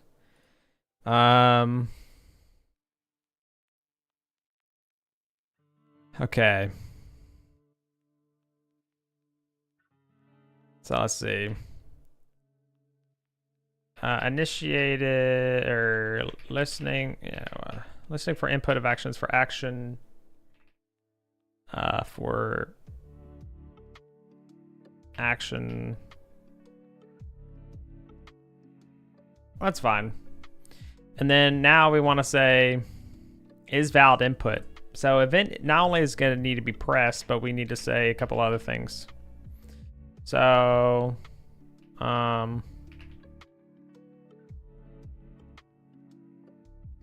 actually, so is valid input is now going to match. Yeah, man, this is rough. So let's do if event is input event mouse button.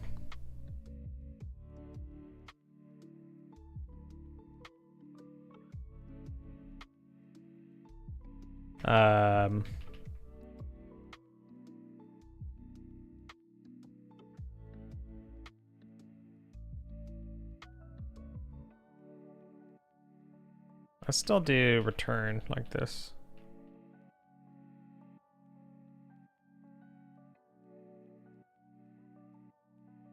So we want to say if not is supported.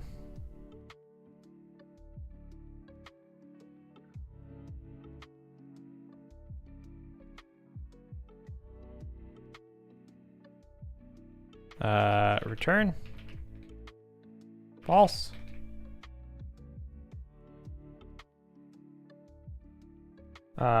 Bool. Okay. So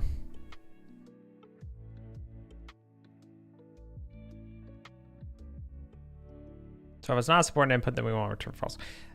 So now we know all of those. So now we want to match, or we want to say if event is mouse button. Then we need to do what? Oh no, if input is a mouse button. How do we do this?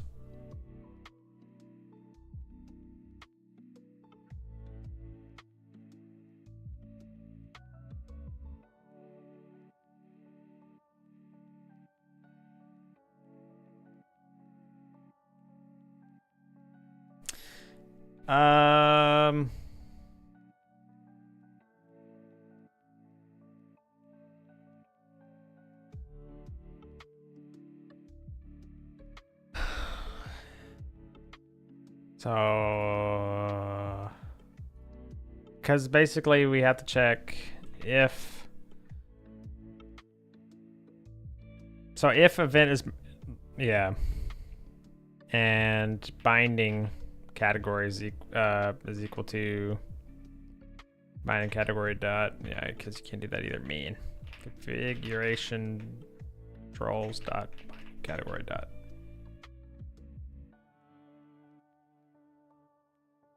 Mouse. Yeah, like that's a hell of a condition. I mean, the supported input's not too bad actually, because it's basically it's checking. I mean, this is already checking basically this anyway, so we could just move this up here, I think, which is what we'll probably end up doing.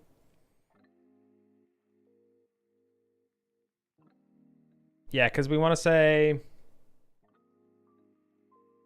or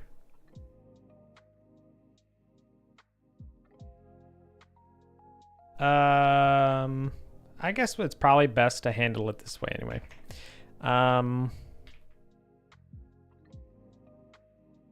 Elif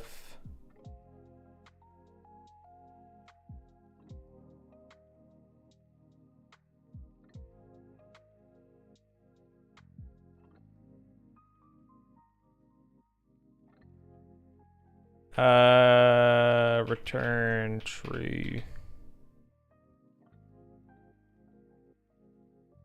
Oh, I guess. Oh yeah, no, instead we could actually just go up here. Where is it? So if it's not supported, there we go. Otherwise we want to do turn Otherwise, we want to do what? Update labels, but we only want to do that after. So we say up.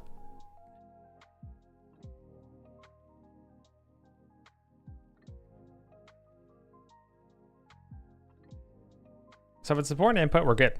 We can actually update everything. So in that case, this is where we're going to want to say, oh, no. So this is where I need to say, if it's not supported in general, then yeah, see, so if it's not supported, then we need to basically,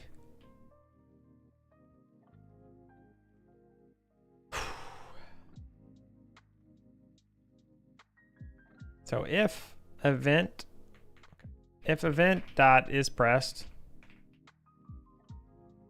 return false.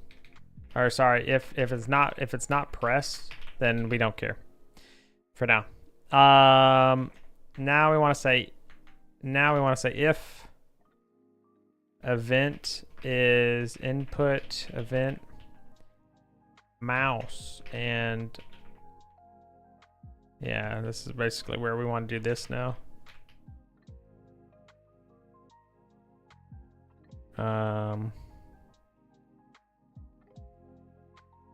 LF.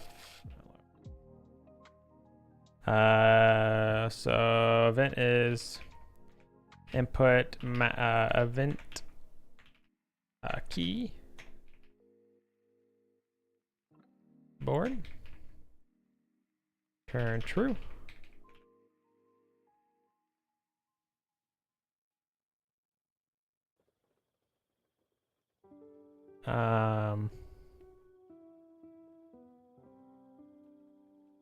Pad button, controller, true, else, or we could, and then we could just say return false.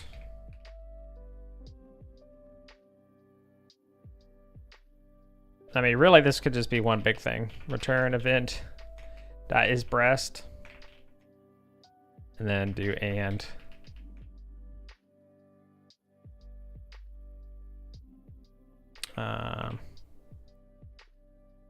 And one of these has to be correct, or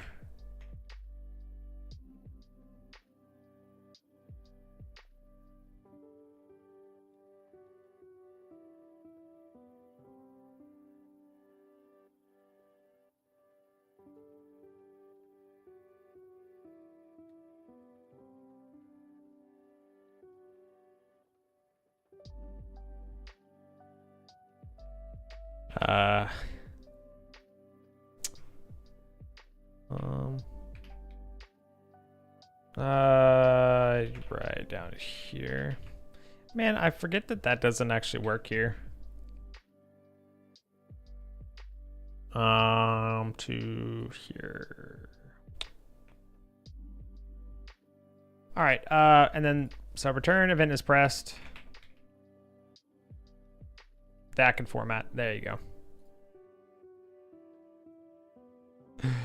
Hold on, let's maybe not try and give it a little bit of a reprieve. So event is pressed.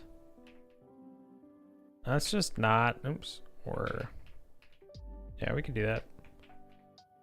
Just remove the extra things here. See if it formats it better. No, it doesn't.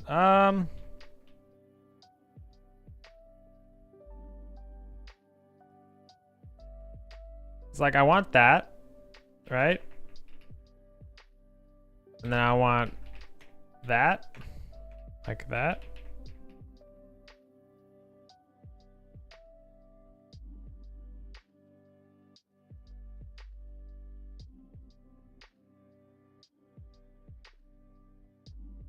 Not what I wanted to do.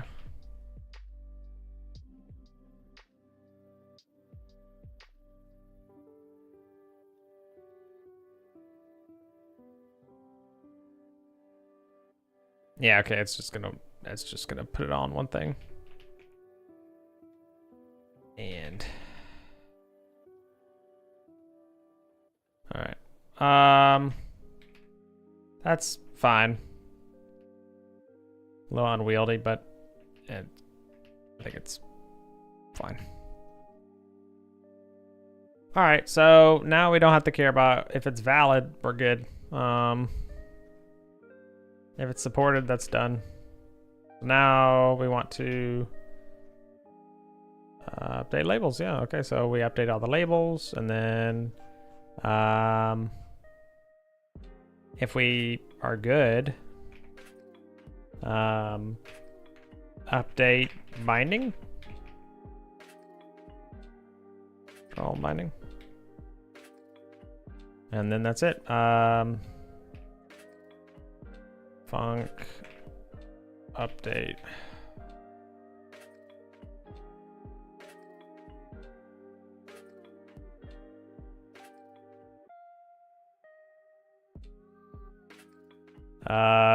So if new binding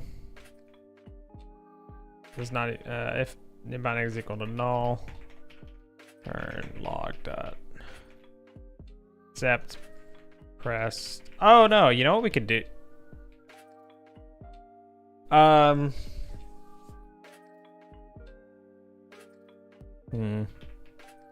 Be kind of interesting actually to try and get the existing binding, but I don't think it matters. All right, so if new binding is equal to null, accept pressed with no new binding, skipping. Skipping update. Okay. All right. Otherwise we want to say, so we need to get the name of the existing binding.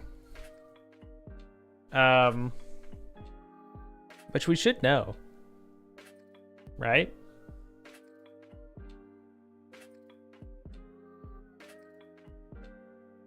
Because the control binding button is aware, or no, control binding is aware of it, right? He's aware of, yeah, he's aware of the binding here.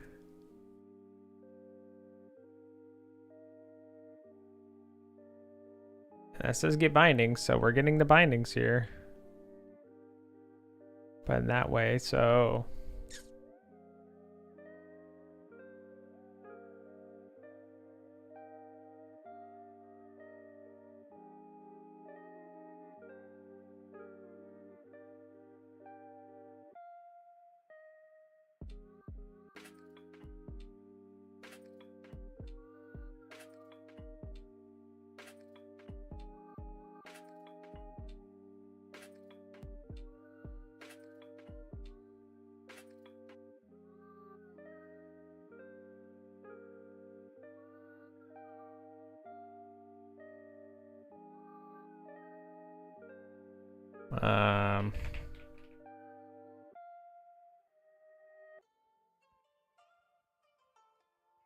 So those are the bindings. Oh man, that's interesting.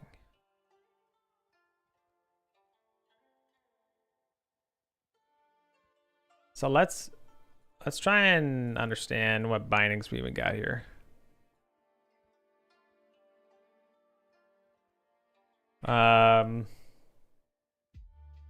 So say log debug new binding.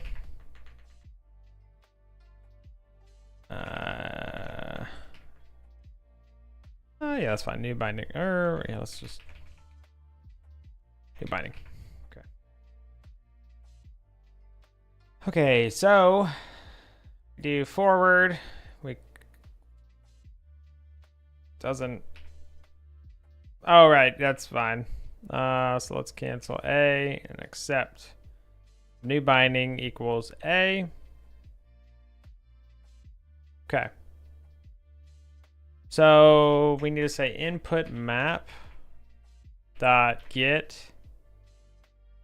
action, or so we want to do action erase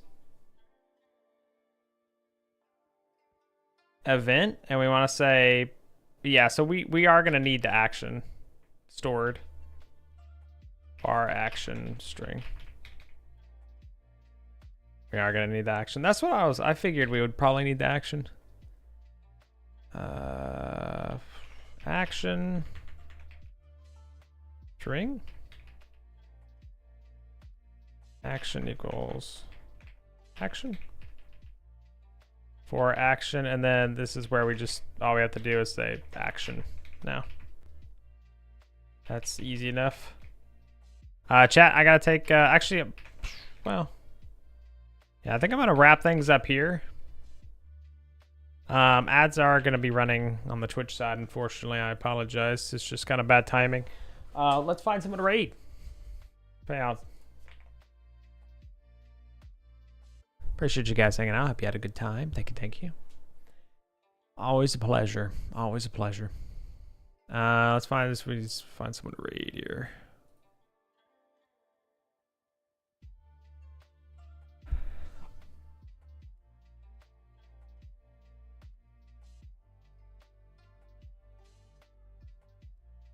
Yo, Muffin's playing?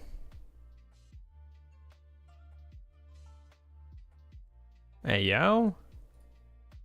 Dude, Muffin's playing. Let's raid Muffin. Let's raid Muffin. I hope y'all have a wonderful night. Again, thank you so much for hanging out. Raid. Wait, dude, I can't actually.